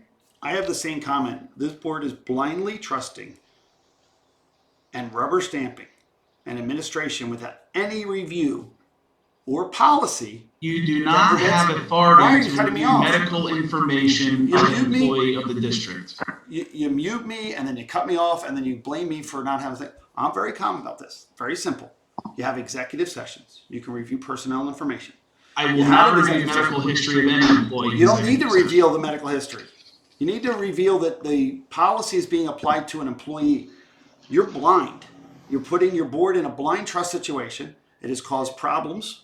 In the Auditor General's report, has been identified that the lack of information provided to the board and the inability of the board to make informed decisions has resulted in millions of dollars being wasted. Stipends paid to you as our superintendent. Funds being withdrawn on wire transfer. And then you got millions of dollars in interest. We have problems in this district. It is procedural. The fact that we are not establishing the proper procedure for this government board to provide oversight of this government agency is why you guys have so much consternation when I tell Larry that he's lying and cheating the people because he has an oath of office. Mrs. Spinelli, please. There you go again. You're cutting me off. Mr. Stephen Holland, Yes. Mrs. Gail Mahalik. No. Mrs. Rita Spinelli, Yes. Mr. Wayne Wentz, Yes. Ms. Joy Beers, Yes. Mr. David Bradley, No, abstention, lack of information. And you didn't cut me off because I was interrupting. You cut me off because you didn't like what I had to say. Mr. Nathan Fuller, Yes. Mr. Larry Stern. Yeah, I will not break the law by not allowing an employee of the district to take an FMLA. Thank you very much. But yet you'll cheat your public. Item Your E. duty. You'll cheat the Item public. E, Mr. Bradley, stop. You're cheating the public, but you don't honor Item your E, oath. I need a motion and a second to accept the intent to retire for the following employees effective the end of the 2021 school year unless otherwise noted under the terms of the respective contract with eligibility of all retirement benefits. Number 1, I need Stern. Number 2, Hurth, Andrew. So moved. So moved. And second, please. So moved.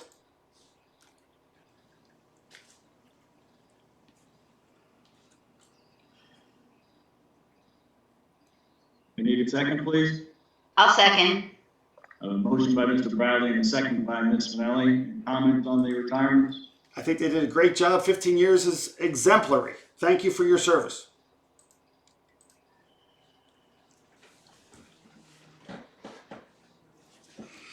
Comments?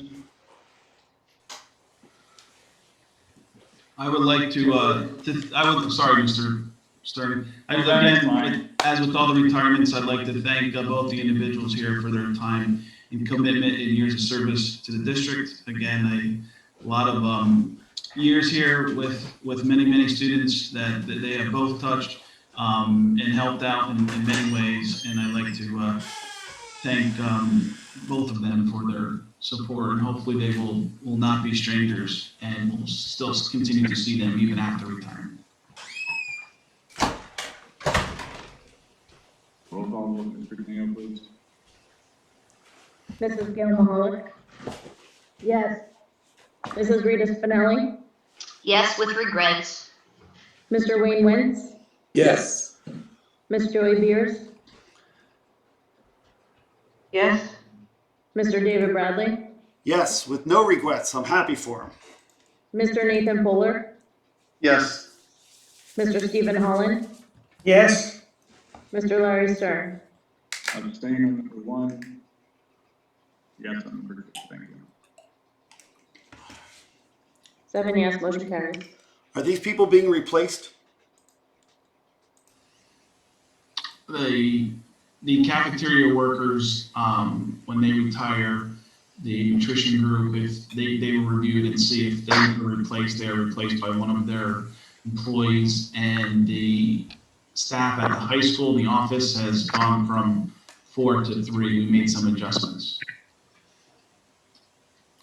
So that's a no, that Nita Item F, Stern will not be motion and replaced? second to approve the recommendation to hire the following employees. I'm sorry, I asked the question. Contract, Bradley Akers, full-time custodian, date effective pending clearances at an annual salary of $24,529 prorated for 2021 school year. Need a motion and a second, please. So moved by Nathan? I'll second it, Steve. Who made- First by Mr. Fuller, second by Mr. Holland. Any comments on item F, please? Who made the recommendation? The recommendation is coming from Mr. Spots. We did post that we hired a utility custodian last month and the custodian for this month. This will bring us to 2 full-time second shift positions at the middle school, as discussed at the meetings. Thank you. And Larry cut you off. I didn't get to hear, is the district replacing Anita Stern or not replacing Anita Stern? There was no cutoff, Mr. Bradley. You heard it all. You heard it the way you heard it. Thank you. I know, I did not hear it. You were cut off. Again, Mr. Bradley, the response was we made adjustments at the high school. So at this point, the district is going to continue. We did have 4. We will continue with 3 office staff at the high school. So that's a no, not replacing. No, there is 3 currently. So yes, this Yeah, position would be replaced. Wait, say that one more time. You're talking in We circles. had one that retired at the middle of the school year. Correct. So we went from 4 to 3. We will continue with 3. So when this person retires at the end of the school year, this person would be replaced to continue with 3 at To the high school. continue with 3. Thank you.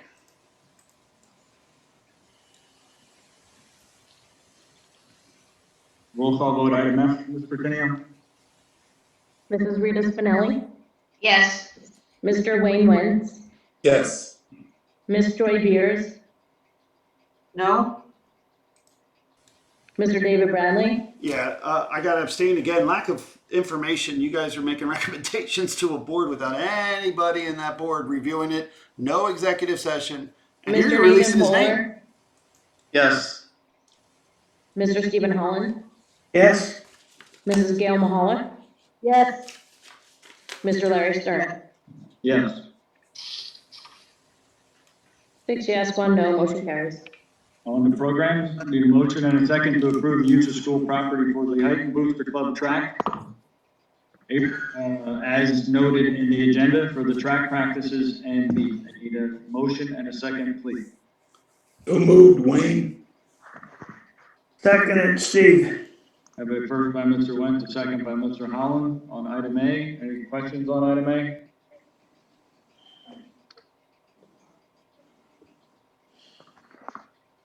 Hearing none, roll call vote, Mr. Tenio, please. Mr. Wayne Wentz, Yes. Miss Joy Beers,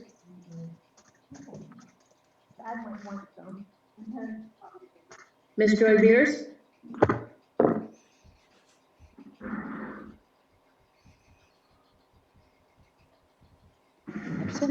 Mr. David Bradley, Yes. Mr. Nathan Fuller, Yes. Mr. Stephen Holland, Yes. Mrs. Gail Mahalik, Yes. Mrs. Rita Spinelli, Yes. Mr. Larry Stern. Yeah. 7 yes, motion carries. On to item B, need a motion and a second to move the proposed Lehighton Area School District policies and or revisions for the first reading of public review and comment. Policy listed 1 through 4. I need a motion and a second, please.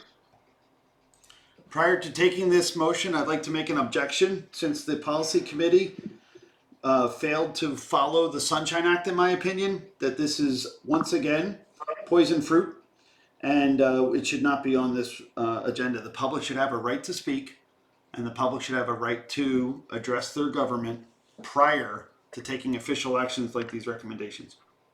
They've been silenced. So moved by Nathan. Second, Wayne. I have a first by Mr. Fuller, a second by Mr. Wentz.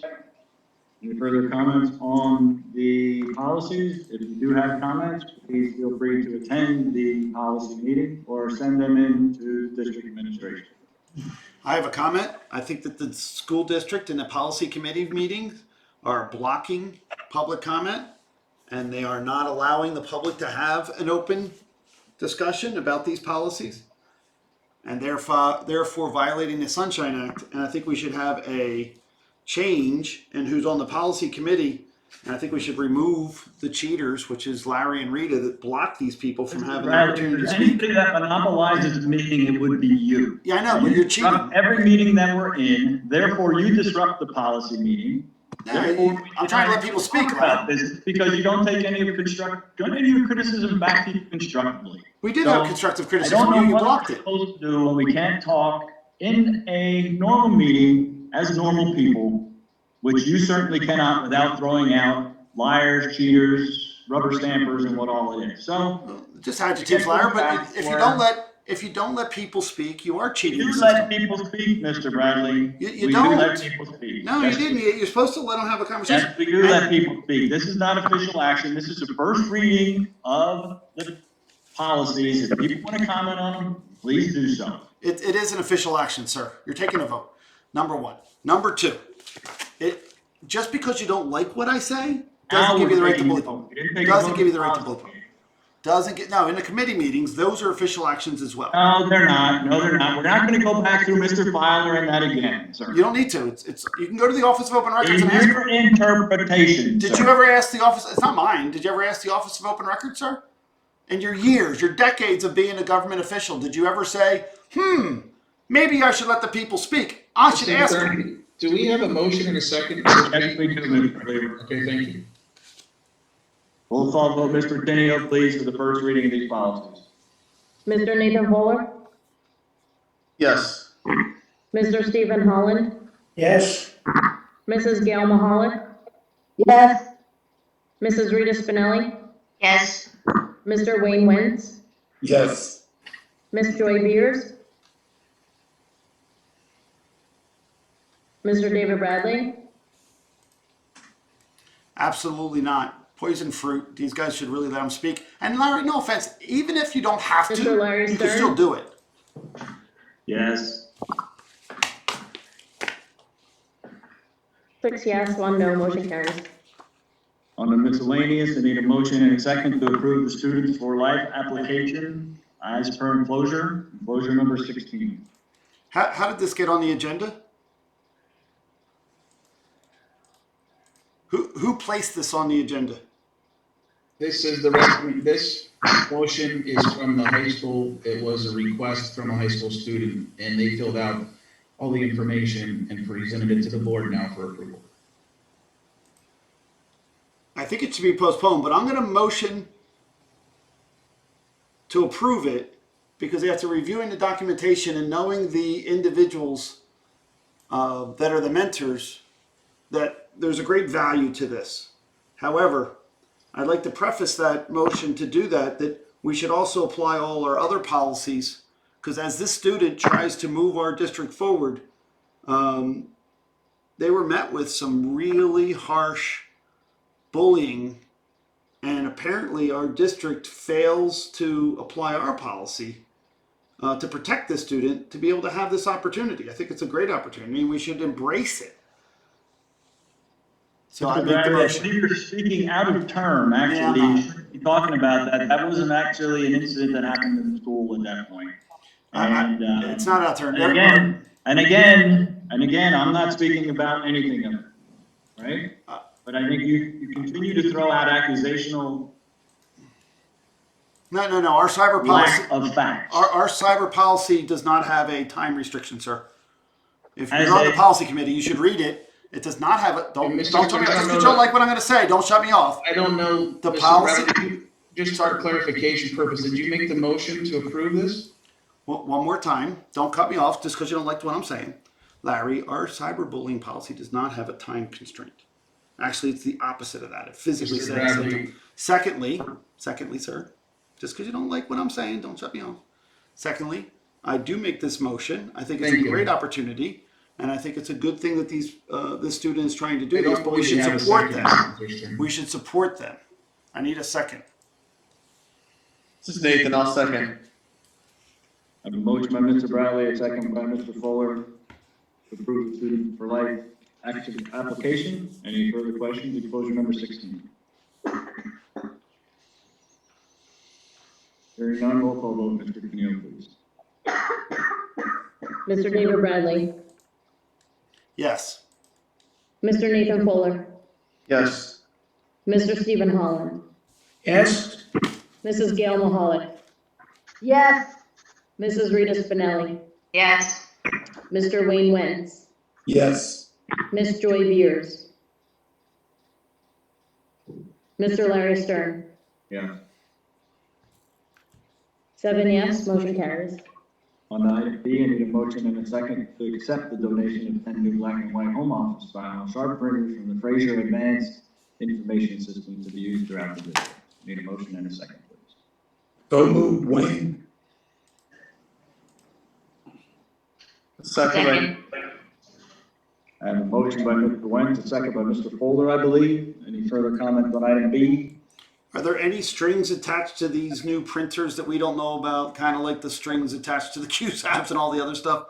And who's paying for the ink and who's paying for the paper? And is there any other obligations? There are none, Mr. Bradley. Again, these were just awarded to us through a grant. There's nothing attached. The individuals, but the students would be responsible. If they have the printer as they are now, they would be responsible for ink and paper. I appreciate that. I'd like to hear that from a board member because I can't trust you after what I learned from the QZAB and the Auditor General's report. You just don't end up being a trustworthy guy. Did anyone review this agreement? Did anybody review? Just because you don't like what I'm saying, don't be mad. I don't like what you're saying. I don't like what you're saying. Yes, so don't cut me off. I'm trying to make a statement. Do you have a statement or not? I can talk over you if I like. I'd rather not. Roll call vote, Mr. Pennell, please. You made your point. We're roll calling. I asked if anyone else Mrs. reviewed Gail it. Mahalik, Yes. Mrs. Rita Spinelli, Yes. Mr. Wayne Wentz, Yes. Miss Joy Beers, Yes. Mr. David Bradley, Abstention, lack of information. Mr. Nathan Fuller, Yes. Mr. Stephen Holland, Yes. Mr. Larry Stern. Yes, and thank you very much to Fraser Advanced Information System for their generosity. 7 yes, motion carries. On the item 8, I think it is, for old business, any old business? We have a lot of old business. We have personnel. You have the union contract. All of this is under old business, and yet there's nothing listed here. Old business you're supposed to carry forward from months past. Why are you blocking this board from reviewing this We're not information? talking Moving to this about agenda? contracts and union issues in. We're definitely, because you got to look at two things here, guys. No, you gotta listen. You can't negotiate in public. You can't get that information. We can't discuss those things that are going on in public. I didn't say you could in that regard. You're making assumptions, not in evidence, but here you go. The question becomes, this board has a responsibility to negotiate these contracts. Currently, we're behind because they were due a long time ago. This board has a responsibility to select someone to help negotiate, and regrettably, we added people into the system that may not be the best interest of the districts, especially if there's not a stakeholder sitting in that room or someone that's supporting the stakeholder in that room.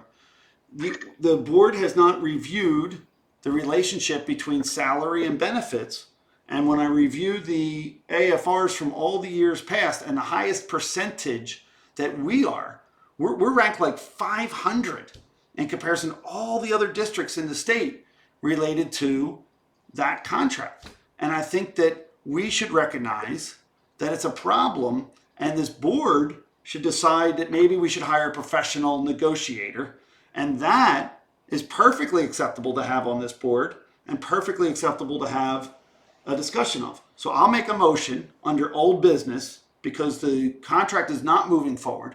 We're seeing grievances come through, which is public knowledge and public information. So I make a motion that this board hires a professional negotiator to help this board negotiate this contract effective immediately. Can I get a second on that motion, please? I'll second that one.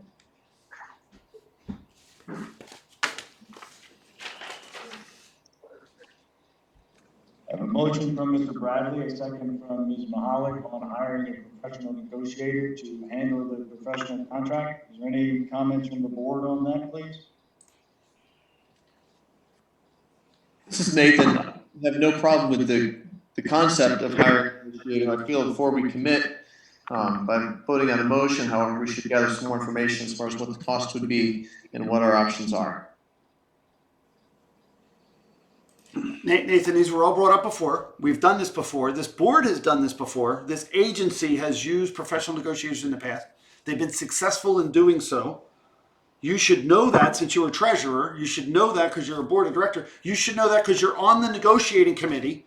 And you should know that because when I asked you about what metrics to which you're holding this standard to, you were devoid and did not have an ability to answer. And Rita's answer of, well, as long as both parties are not perfectly happy, there must be a good negotiation. Guys, this is a real responsibility. We should do it right. These people are counting on us. You do have a unbalanced relationship between salaries and benefits. And I do know that the more salary you pay your employees, the more pension they'll get, paid for by the state, not out of our local pockets. And that might benefit them significantly than a Cadillac plan per se. Now, these issues will be brought up by a professional negotiator and that have not been discussed by you and Rita in these meetings, according to you. So I think we need to have a professional. Mr. Stern, we do have a public comment on the motion. Please proceed, Mr. Ms. Bose? Okay, I don't remember if it was the previous contract or the one before, but we did have a professional negotiator. I think, but I'm not positive, it was someone from King's Pride that did the negotiation. And if they're not moving forward, it might be a very good idea to get this done. That is correct, Ms. Bose. It was from King's Pride. Two contracts ago.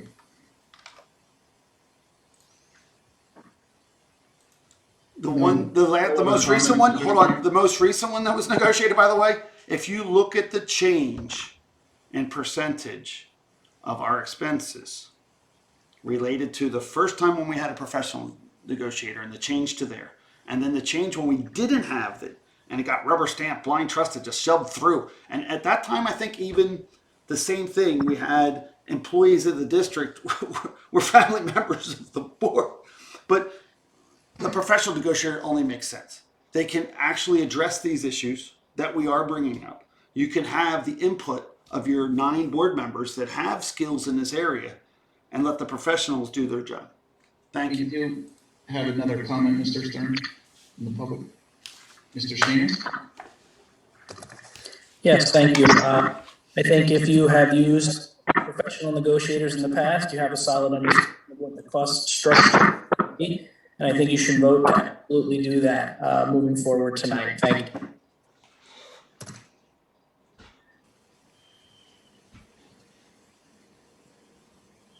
Ms. Spinelli, I believe? I'm sorry, that was a mistake. Okay, Mr. Stern?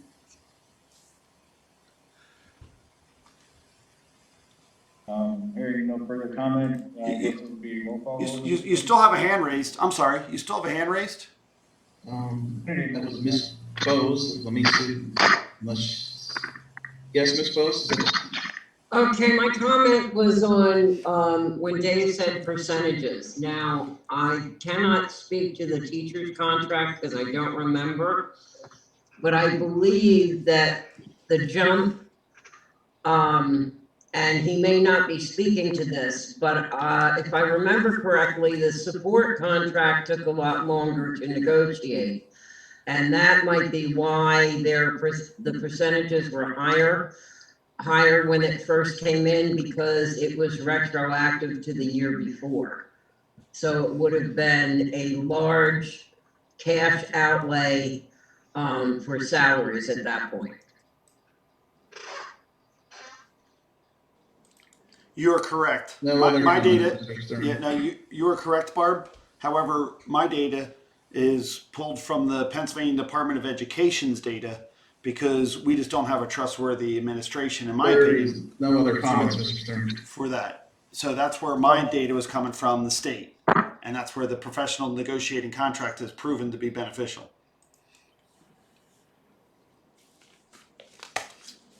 Mrs. Rita Spinelli, No.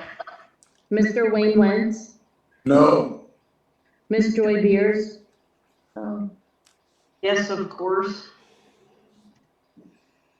Mr. David Bradley, Most definitely, yes, of course. Mr. Nathan Fuller, No, not at this time. Mr. Stephen Holland, No. Mrs. Gail Mahalik, It would be the best thing for everyone. Yes. Mr. Larry Stern. Maybe taken out of this time. No. 3 yes, 5 no, motion fails. I'd like to make one more motion under old business. Now that that vote was old business, I make a motion that the people that voted against that explain themselves as a public servant to the stakeholders with an oath. With an oath, I didn't force. I'm asking how or why they vote. I'm asking. I'm just asking them to because you have Rita who's on the negotiating and Do we voting have against any it. other, You have any those that other are old voting. business, Mr. You Bradley? have Larry, you got Wayne. You really need to have them explain themselves to the public that they have an oath. Why are you guys cutting me off? I was talking. Or if you're doing something that's not appropriate. It is appropriate. I'd like to have, I think the board should answer this public. I think the board should answer the public. I think that's a responsibility of the board to answer the public. I agree. Why wouldn't you want to So get I'll make the this- motion. So I make the motion that they have an opportunity. Hold on. I'll make the motion that they have an opportunity to explain why they voted the way they voted so that the public that they serve can understand their logic. Can I get a second on that You motion, don't have please? the authority to I have the authority to require give them opportunity in this meeting, board to do which is this. all I'm doing. I'm giving them an opportunity in this No. meeting to explain themselves if they so desire. They can choose not to. Where are we? Can I get a second on that motion, please? We're actually at new business. Okay, I got a motion and a second on the floor that we're gonna give an opportunity to those that voted no against a professional to explain themselves if they so desire. Roll call, please. That's not even, Mr. Kenny. Mr. Stern. Don't run roll call vote, Mr. Bradley. You're doing something that's inappropriate. I'm not give them the opportunity. entertaining the motion, thank you. Yeah, no, I already entertained it. We got a second. You can't disengage that. We have a motion and a second. Are we up to courtesy of the floor for public comment? I believe we have some. Yes, sir. Hold on a minute, Larry. This is Joy. I'd like to bring up a new business topic. Proceed, please. Yes, thank you. I had a student talk to me about snow days, and his concern was that he shovels snow on snow days, and he said that a lot of the snow days had been converted to virtual days. And I just wanted to, I mean, I'm not proposing a motion at this time, but I just thought we might talk as a group and hear from the superintendent on like how many of the snow days are converted to virtual learning days, and like is there a balance to allow for students to have time to shovel snow? Like, what do people think about that?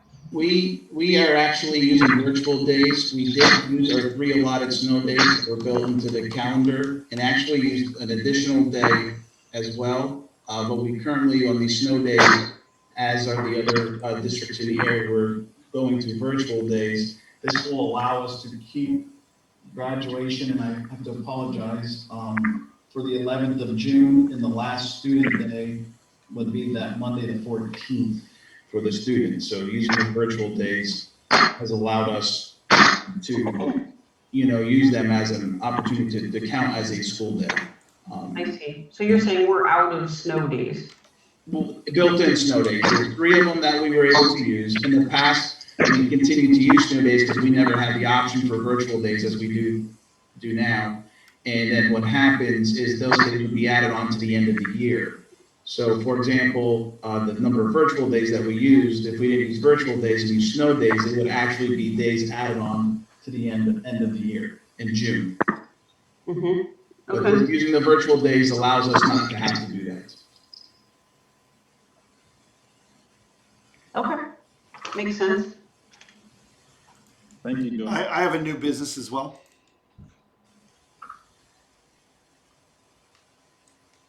Proceed, Mr. Bradley. I still think you guys should answer the public, but what I have a new business of is during the research for the Sunshine Act violation, we came across a court case that talks about transportation, Watts versus Manheim Township School District.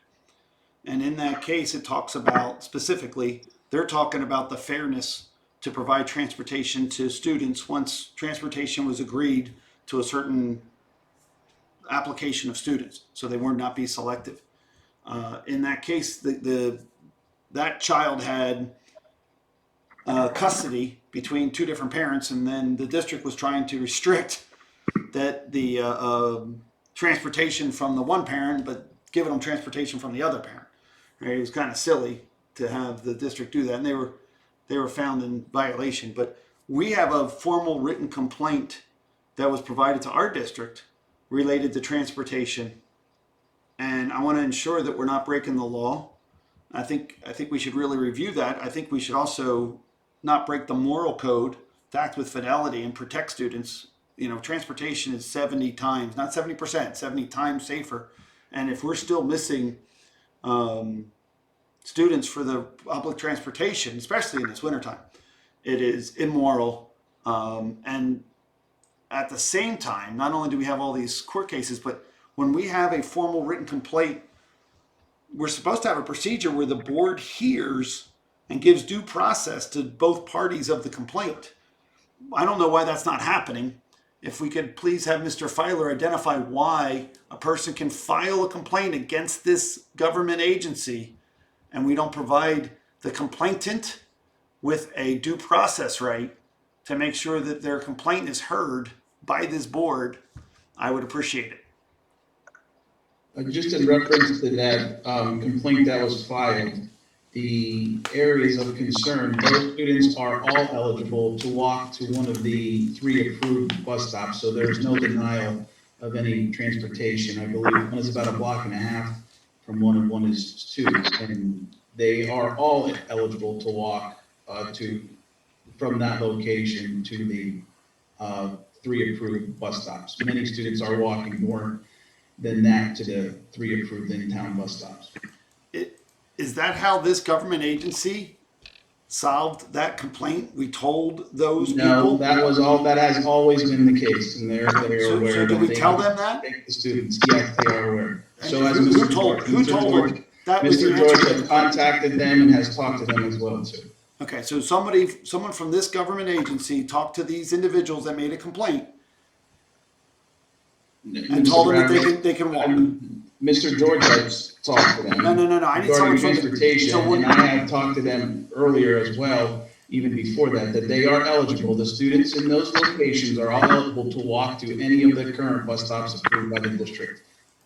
I'm trying to understand the complaint process, though, sir. So when we have a complaint, a formal written complaint, it goes to you first. I am explaining to you. Did you answer that complaint? Did you answer that complaint, sir? What's that? So I just want to follow the procedure. A complaint is filed, a formal written complaint. Mr. Bradley, you have my comment. I'm not going to go back and one more time.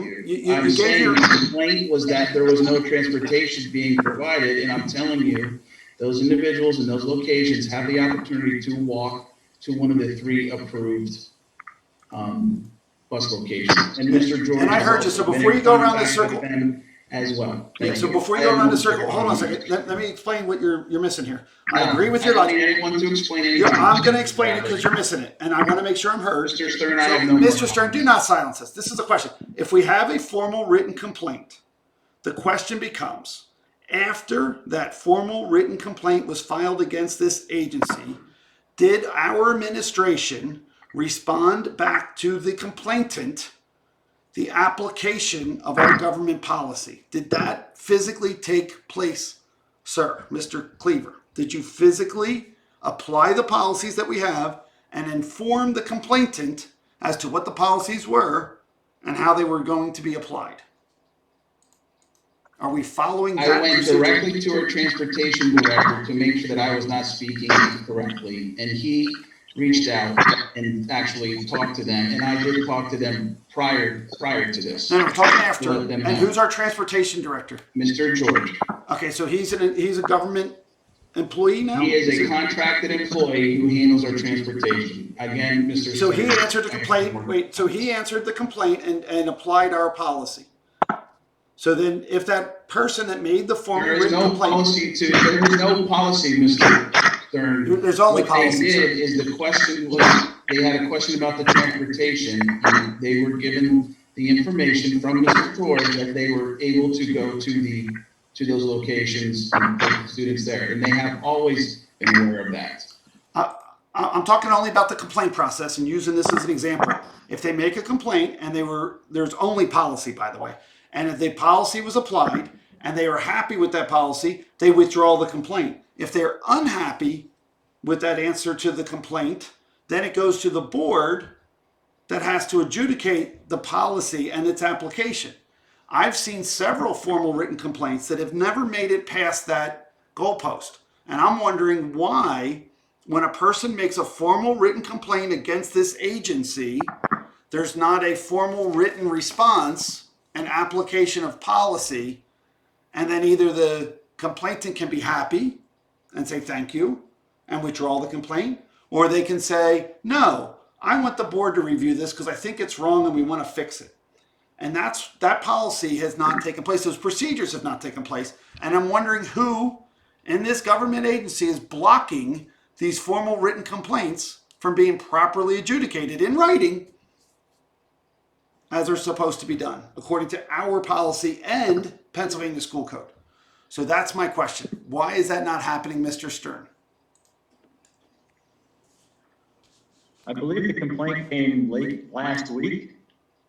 And I don't think we probably have time, and I believe there's probably a 10-day response at least, to be able to reply to the individual. I mean, I think personally that personal communication between Mr. George and Mr. Cleaver to the individuals is probably a better mechanism than writing just a letter back to them. It shows that they really care and they're trying to work with them, but really, our bus stops are there. And I have not heard any escalation past the formal complaint that we received an email, I think it was last week. I just did a search on my emails for the word formal written complaint. I have complaints that go back to January 5, I got February 8th, and I got February 16th. So I agree. And whereas a verbal understanding is definitely personal attention, and I love it, the reality is we have to serve the public, and it has to be in writing because they have to decide, and you're setting a precedent for everyone else to apply the same policy in fairness. And it's that lack of procedure that we run into these issues because you're not being a professional. You're not seeing it through. You're handling it under the rug. And that's where we run into troubles where this administration and this board lose their trustworthiness and circle the wagons when someone raises their hand and says, wait, I don't think this is right. And we should have it applied properly, whether it's snow days, attendance records, going to a dance, going to use the school facilities, busing. These are all things, application of the Pennsylvania School Code. I mean, these are all things that are formal written complaints that need to have a procedure within our district where the administration applies policy as it currently exists. And then from there, if the person is satisfied, great. If they're not satisfied, that's where this government board is supposed to adjudicate those matters, change policies, and review it. Just like you're talking about this cyber policy, you apparently didn't read it because it has no time limit to it at all. It's actually the opposite of it. I think we did, Mr. Bradley, and we cannot administer a policy outside of on the weekend of somebody doing something outside of our control. You feel and I that think way. you didn't read the policy. I did. But that's the Now, point. we're not gonna go down this road, but I thank you for your discussion. No, we're talking about formal written complaints here, sir. Don't change the subject. We do have. But the reality is, hold on. How long are we gonna talk about it? We're talking about formal written complaints and its application. How about the ones in January, Larry? How about the ones in, hold on, how about the ones in Thank you, January? Mr. Cleaver. Not Let's go thank to public comment. We've heard Mr. Bradley's rant on this. Mr. Shaner? Mr. Shaner? Yes, thank you. So as a voting constituent of this government body, and somebody who has done union contract negotiations, I would just like to hear from people that voted no to hiring a professional as to why that's their vote at this time.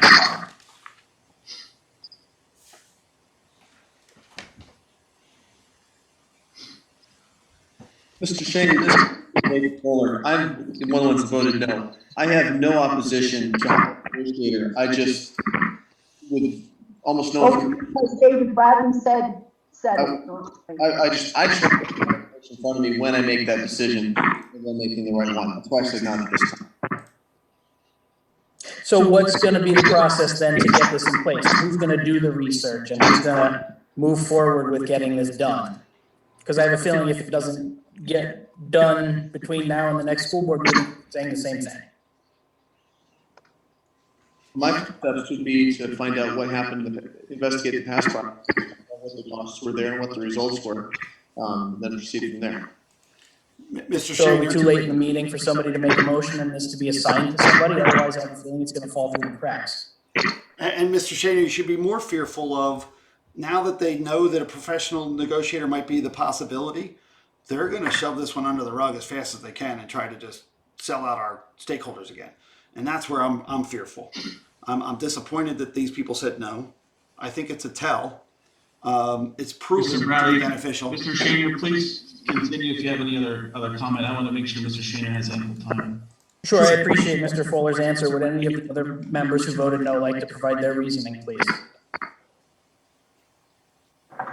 Since I'm on the negotiation committee also, I would just like to say that you're in a part of a process that we are going through. Hiring a professional negotiator is certainly part of that process. We are just not there yet. I'm gonna be honest with you, you should probably hire a professional negotiator up front in these things. But that's just my purpose.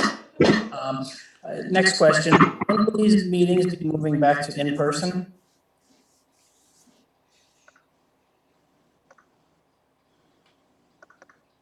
At this point, with the restrictions and everything else, we would have to limit the amount of people who would be able to attend, and still most board meetings are being held virtual. So unless the board decides to move to in-person meetings, they would continue to be virtual at this time to allow everyone to participate. When will the cameras be turned on?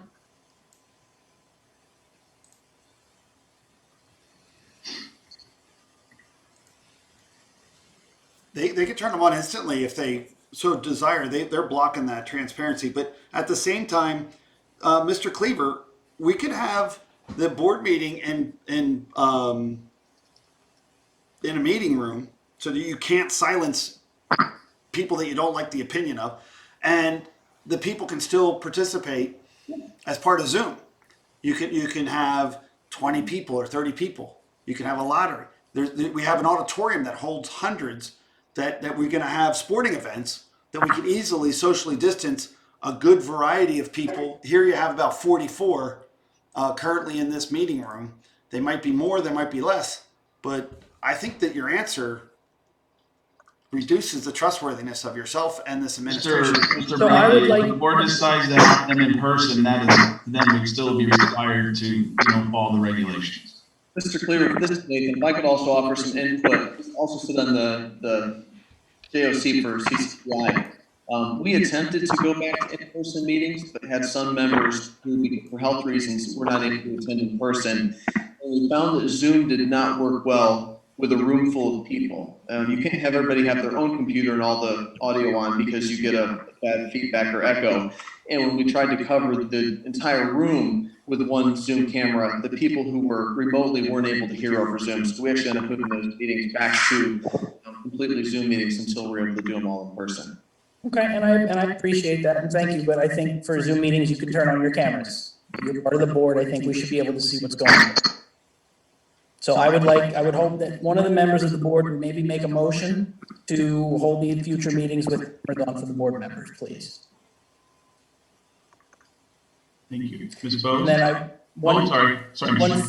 final question, what are the COVID-19 mitigation procedures that are in place for prom will now be held? Well, depending on what they would be, we would follow the CDC guidelines, and there may even be county restrictions too. Some counties do have restrictions on in-person things.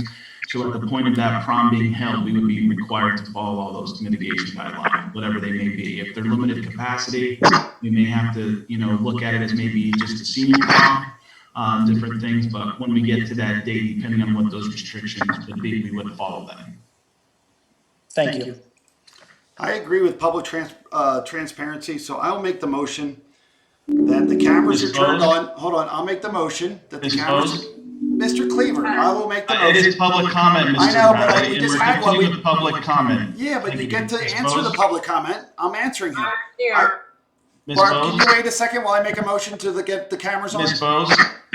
Yes, I'm here. Thank you. We're on public comment. Can you wait until I can make the Mr. motion to Bradley, get we the are on comment on, public please? comment. I know. Barb, do you mind if I make that motion first? Till after I ask my question. Yeah, please? sure. Thanks. I appreciate that. I just don't want to get squandered out like the last time.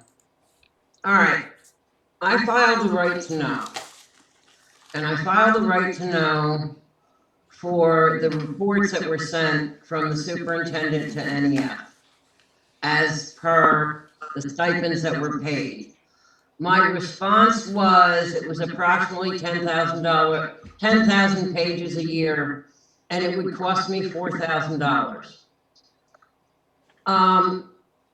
I'm guessing. Ms. Bose, wait a minute. Are you asking, if you're asking for the stipends, we can get you all that information? No. Okay. I filed for the reports. Now, I'm guessing those reports were sent electronically and not printed and then mailed. Because that would be ridiculous. I don't understand why I would have to pay a printing fee for something that was forwarded to NEF electronically. There were student information on those reports as well, so they were also being Any report sent to an outside agency have personal student information on it. I don't get that. And that was not in the response. There was no mention of redaction having to be made.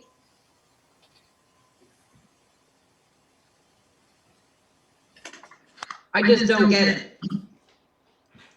Now, the next question is, I was told I would have to pay $20 for the summary reports. Were they sent electronically? Why would I have to pay $20 for those? Again, there was probably redaction that is required. I don't have the response in front of me, but that when there's action required, we would be charging for those reports. Redaction was not mentioned in the response. I would have to check Ms. Bose. I'm not 100%.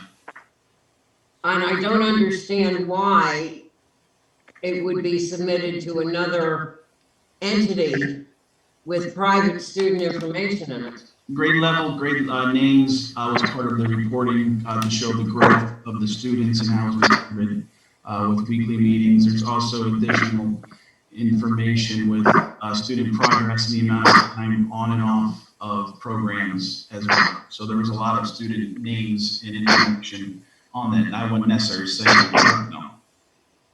Okay, well then there's the fact that since we received no benefit from that $1.3 million that was paid to them, my taxes have already paid for those reports. And that's all I have on that. I'm angry. Thank you. Miss Bose. At this time, we have no hold on a further second. public comment. Yeah, hold on a second. I'm making a comment. Hold on, I'm making a comment.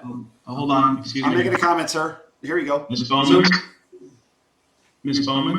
Yes, good evening. I just want to extend my congratulations and best wishes to both Anita Stern and Harth Andrew, who I work with both personally.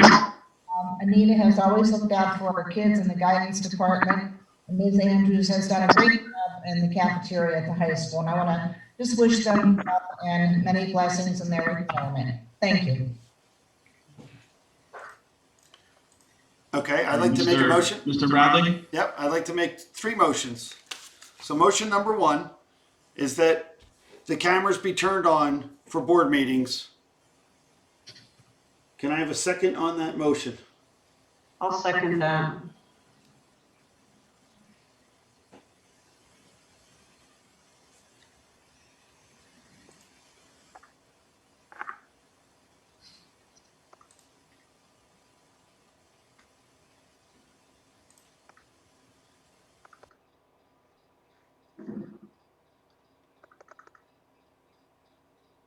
Mr. Filer?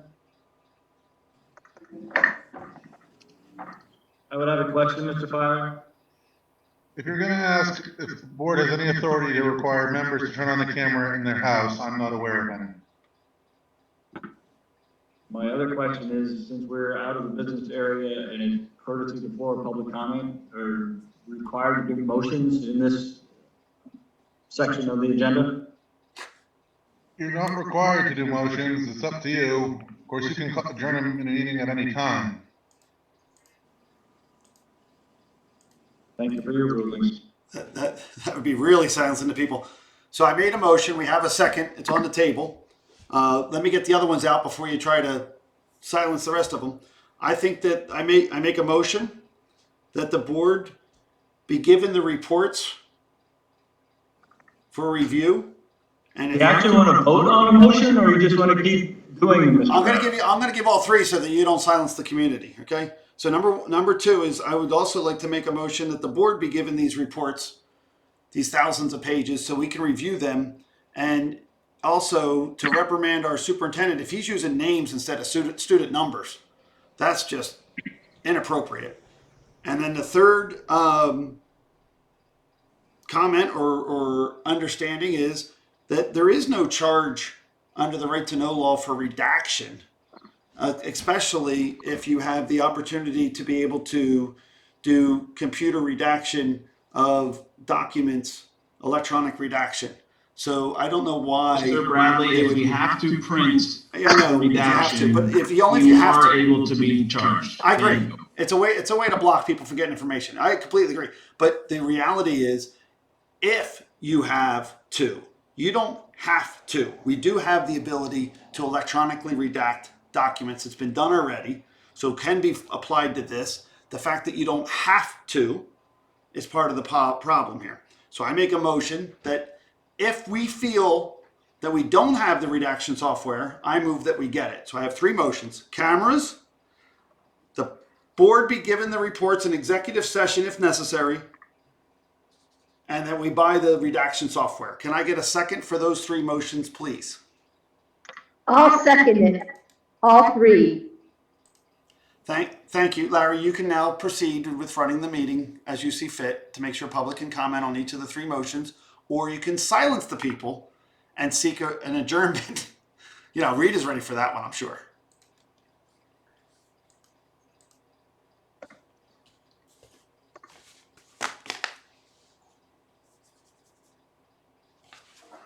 Comment from the board on the 3 motions, and I guess we'll vote on them all together. Is that how you want to do it, David, or what? No, sir, absolutely not. You want to do one each? Well, you actually put them all together by the way you presented them and had your motion. I just wanted to get them on the. I just wanted to get them on the agenda. Individually. We'll go through them individually. You don't have to. I think you require them to, because you got to let the public speak on each one. So I think it'd be important. Just be quiet, please. You asked me an advice. I'm giving you some advice, Larry. I don't need your advice, sir. Well, then why'd you ask for it? Okay, I have the first motion is to turn on the cameras. Is there any public comment?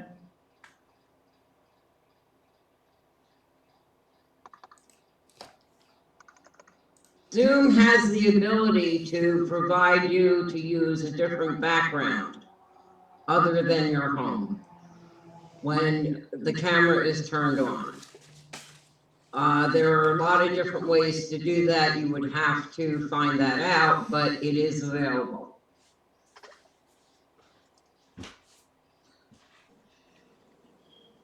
And you can even have the board show up in person and then have the public, like say Weatherly does. Thank you. I just feel that there's no reason that a duly elected official cannot have a camera on them during an official meeting.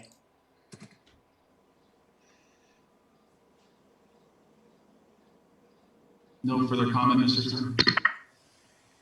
Roll call vote, Mr. Tenio, please, on turning on the cameras.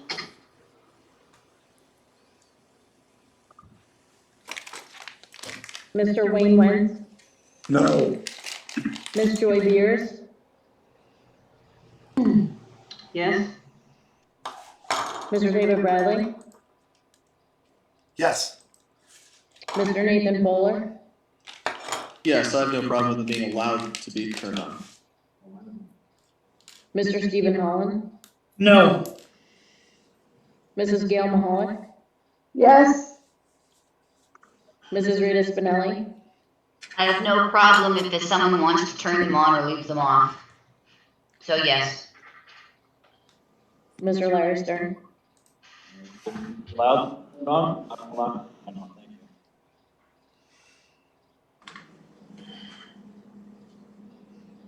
Next.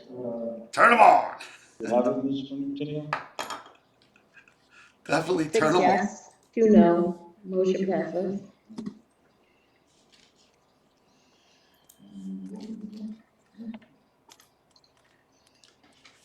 The next motion was for the board to be given the reports in an executive session for review. May I ask what reports we're talking about? Sure. The ones we spent thousands of dollars with our superintendent to create when we gave away $3 million to the National Education Foundation. So and we you're received talking no about benefit. the NEF, about the NEF and CAP, is that what you're talking about? The reports that were required for our superintendent to receive a stipend as part of that program. I would only be able to produce the reports that I was able to produce. At that time, there was a business manager here who also had requirements, but I have no documentation on any of the stuff that he submitted. So I would only be able to send the information that we did regarding the students, the information in the case study, not any of the financial information. Well, we should be able to get that from NEF. That's a new motion. Thank you for that information. But we're just looking, I want to look at these 10,000 pages that were written. yeah, me too.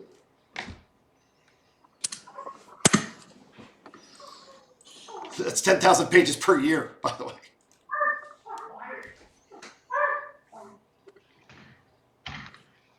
Is it possible for whoever's dog is barking to mute your mic, please?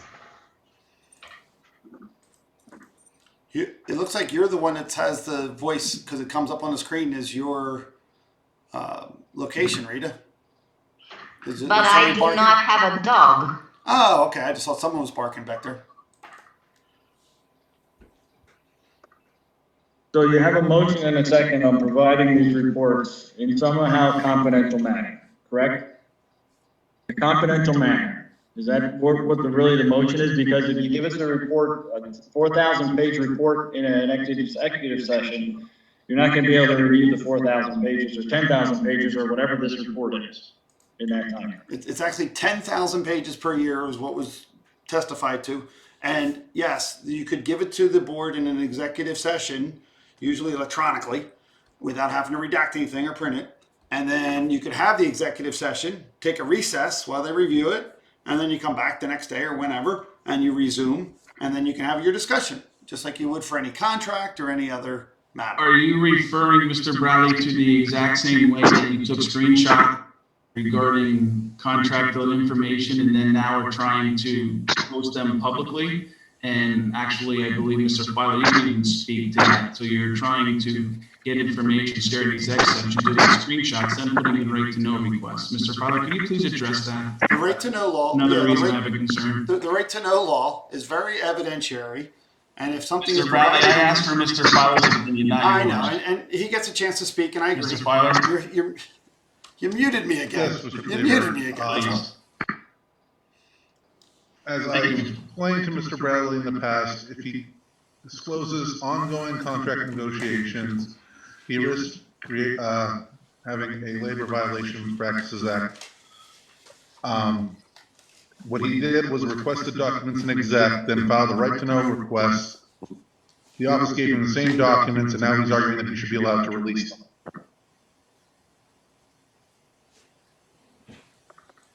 Am I correct that documents received under a right to know request are public Mr. documents? Bradley, no. It's a you're question. not. They are public documents. They're under the right to know. Now, the question is what you do with them and how you have discussions about them. That might be a violation of this labor law that you're concerned with, which I would not do. I know better. However, the documents themselves, which were provided, any document provided under a right to know request would be a public document. Larry, what I'm suggesting is that you make That's an not executive session. true. What's not true, sir? You're saying that a document... You are going under the presupposition that the document should have been released. No, the document was released under a right to know request. Once it's released, I mean, if you didn't want to release it, you would use the right to know request to either restrict it, redact it, or say it's not. Bradley, let's be, as in your terms, transparent the way you're. Mr. Bradley, you sent at least 20 right to know requests in the last month. Closer to 40, but yeah, go ahead. Okay, I'm sorry. You sent 40. Yeah, I'll give you the benefit of the doubt here. Yeah, thanks. Because we're not being given information. I also have a court order being requested that he give the information to the directors without a right to know, because we have an obligation to see those documents prior to making a decision under DeFrancesco versus Penncrest. It's a requirement of ours. It's an obligation and authority of ours to see that case all the time. I have said on numerous occasions that you have a right to see financial documents.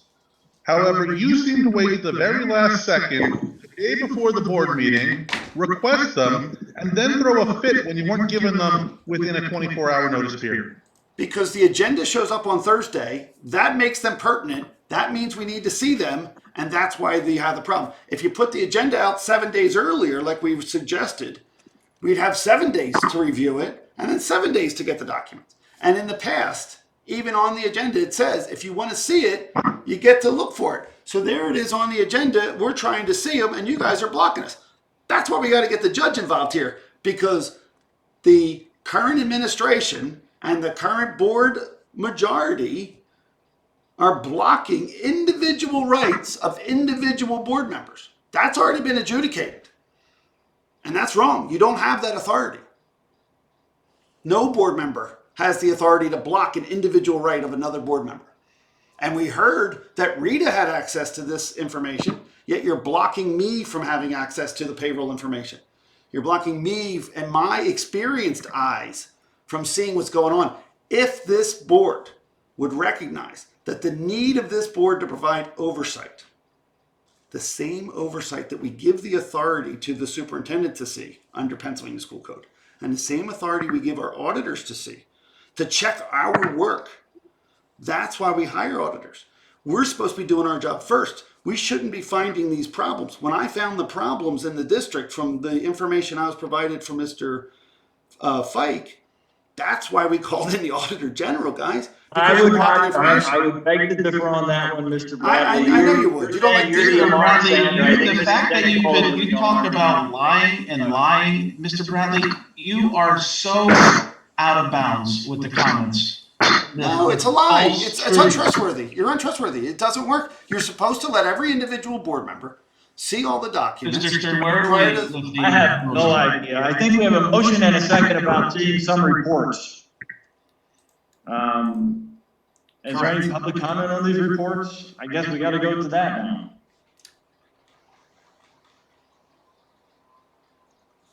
Ms. Bowes, I believe. Yes, the reports I requested were not ones from the business administrator, because I didn't know if he sent any, because he didn't take a stipend.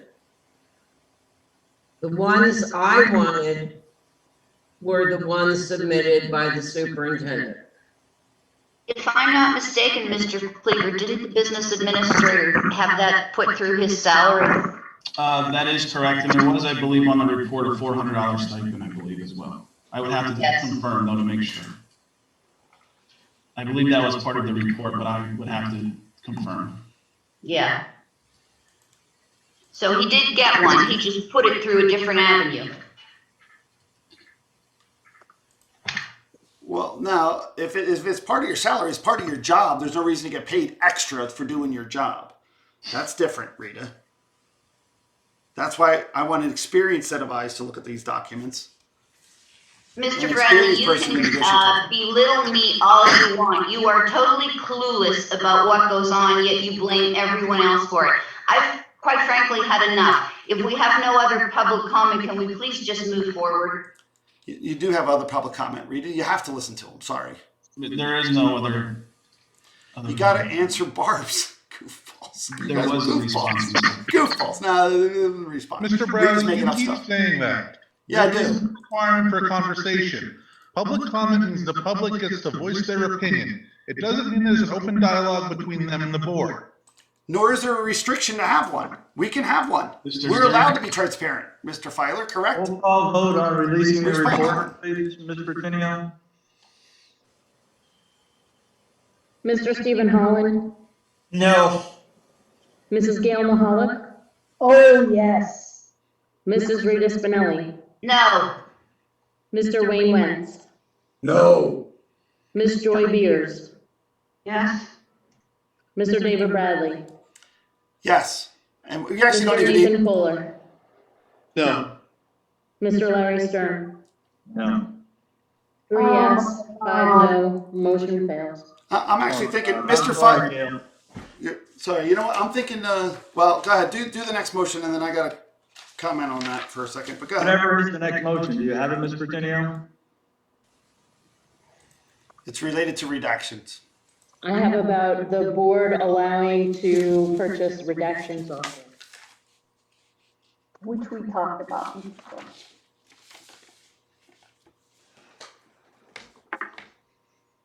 Mr. Cleaver, did we ever find a suitable redaction software that was unredactable? Put it We that had way? this discussion before with the concern of the redaction software, and I believe even Mr. Filer chimed in that even with the software, we'd still be required to overlook and view it.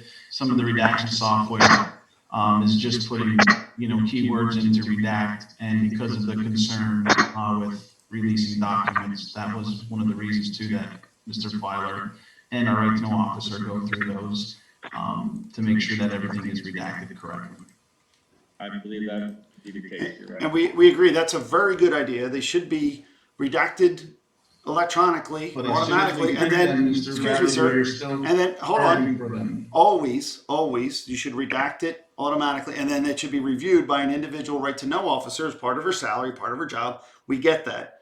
The fact that it should be done and can be done, and it has been done in the past with Mr. Filer, we could use a recommendation from Mr. Filer to which software he uses, and just buy that one. Obviously, it's affordable and it's capable of doing the job. I believe, to a Mr. standard. Filer, your redaction software is a Sharpie pen, correct? We had this discussion. No, he does it electronically. Actually, I do use a Sharpie pen, but when the Sharpie pen didn't work, I used Microsoft Paint. Thank you, Again, which is that redaction wasn't- software. That wasn't a redaction software.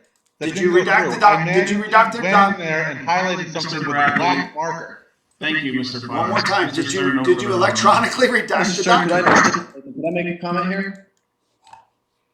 Please. When it comes to redaction software, I understand maybe a little bit about it because I own a print shop, I work with graphics. The basic PDF that the study may send you is typically text embedded documents, a small file. Anything that an Acrobat or any redaction software is going to drop over that, it's going to do by simply dropping a black box over what's there. The underlying graphic is still buried there. The file can be locked, but then to unlock the file. The only secure way to redact something would be to block it out in software and then save it completely as an image. And at that point, you wind up with files that are a couple megabytes per page, can't easily be emailed And I know when this was discussed before, I took a brief look at it also. Most of the redaction software out there is simply adding a layer to software, and that's only as secure as the password lock on Adobe Acrobat, which again is something that can be broken. So unless, it's definitely something I wouldn't vote for tonight, having no knowledge of it. There may be software out there that I'm not aware of that would work, and if that's the case, I'd absolutely support it because it would be a time saver. However, it's not as simple as just buying software, opening something in Paint, and having it make our job easier. So Mr. Filer, or Fuller, and Mr. Filer, both of you guys, very funny, but here's the reality of it. After you redact the software, after you open up the file in Adobe and you redact it, instead of printing that file to another PDF, like you said, a layer, even you should know this, Nathan, you could print it to a JPEG where there's no layers attached. It's still a document, and it still can be provided to the requester, and there's no problem with it at all. And many, many, many government agencies use electronic redaction. We're not breaking down any walls here, guys. This is a very inexpensive software. It saves tons of money, tons of time, and increases the transparency of the district. One of the directives of that Auditor General's report. The fact that you're going to hide behind this and pretend you know when you looked at it a little bit, kind of silly, Nathan. You do this for a living. You should know how to redact something. Mr. Bradley, my statement was that the redaction software that I saw, I would not have been satisfied with as a secure option for our government agency. If you can show me something that changes that, I will absolutely support it. Yeah, Adobe, Acrobat, not the reader, just the Acrobat. And Nathan, that is the worst politician answer I've ever heard in my life. You should really act with fidelity, which is a responsibility of your oath. Stop being blindly trusting and keeping a blind eye to learning how the responsibility of this district is to be transparent and help this community. Is there a motion? Yes, there's a motion and a second. We're having a discussion. Please let the Mr. Bradley, government board debate. It's the same thing over and over again. You to make sure we understand what motion we're on. It's not the same thing over. It's not the same thing over and over. No, there is not. You have a person discussing and debating in front of the public. That's part of the government agency. Stop blocking. Hold on, Mr. Stern, there is. Hold on, I'm sorry. I thought Ms. Bose. Ms. Bose? Yeah, I don't know. Sorry about that. I thought that was from before, sorry. No, and I was cut off on my last public comment. Everybody else chimed in and I was not allowed to finish. However, I will comment on the redaction software. This came up previously. We heard nothing else about it in the meeting.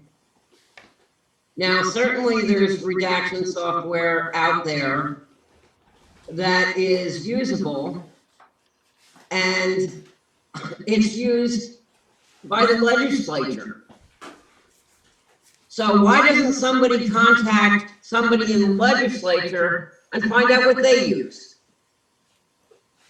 You don't think that they go through and print everything when someone does a right to know on the legislature, state government agencies or federal government agencies.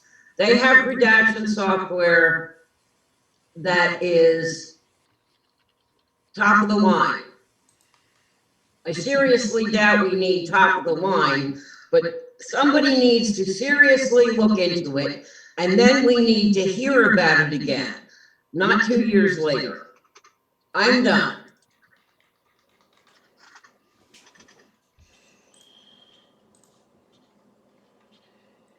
No other comments. We already own Adobe Acrobat, and it has the redaction as part of a add-on. It would be very easy to do it. They're just blocking it.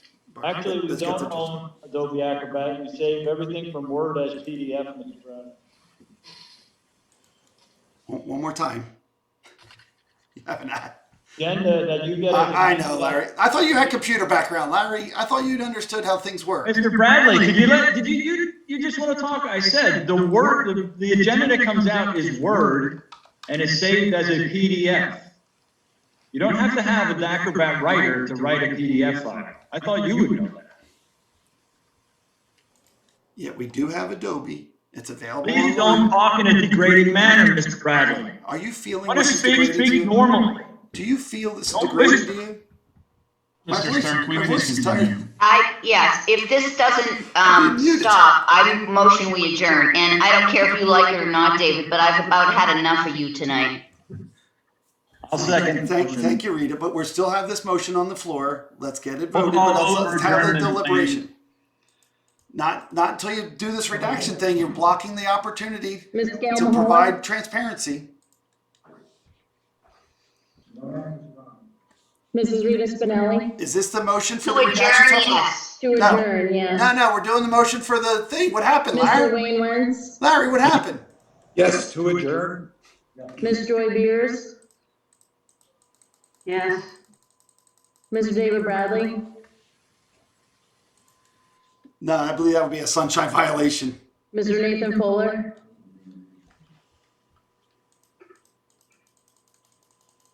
Mr. Nathan Fuller? Sorry, yes, to adjourn. Yes, thank you. Mr. Stephen Holland? Yes, to adjourn. Mrs. Gail Mahalik? Absent. Mr. Larry Stern? Yes, thank you everyone for attending. We apologize for the continued over talking that has to occur, but no way around it. Thank you very much and have a pleasant evening. And the silencing of the community. They should apologize for that.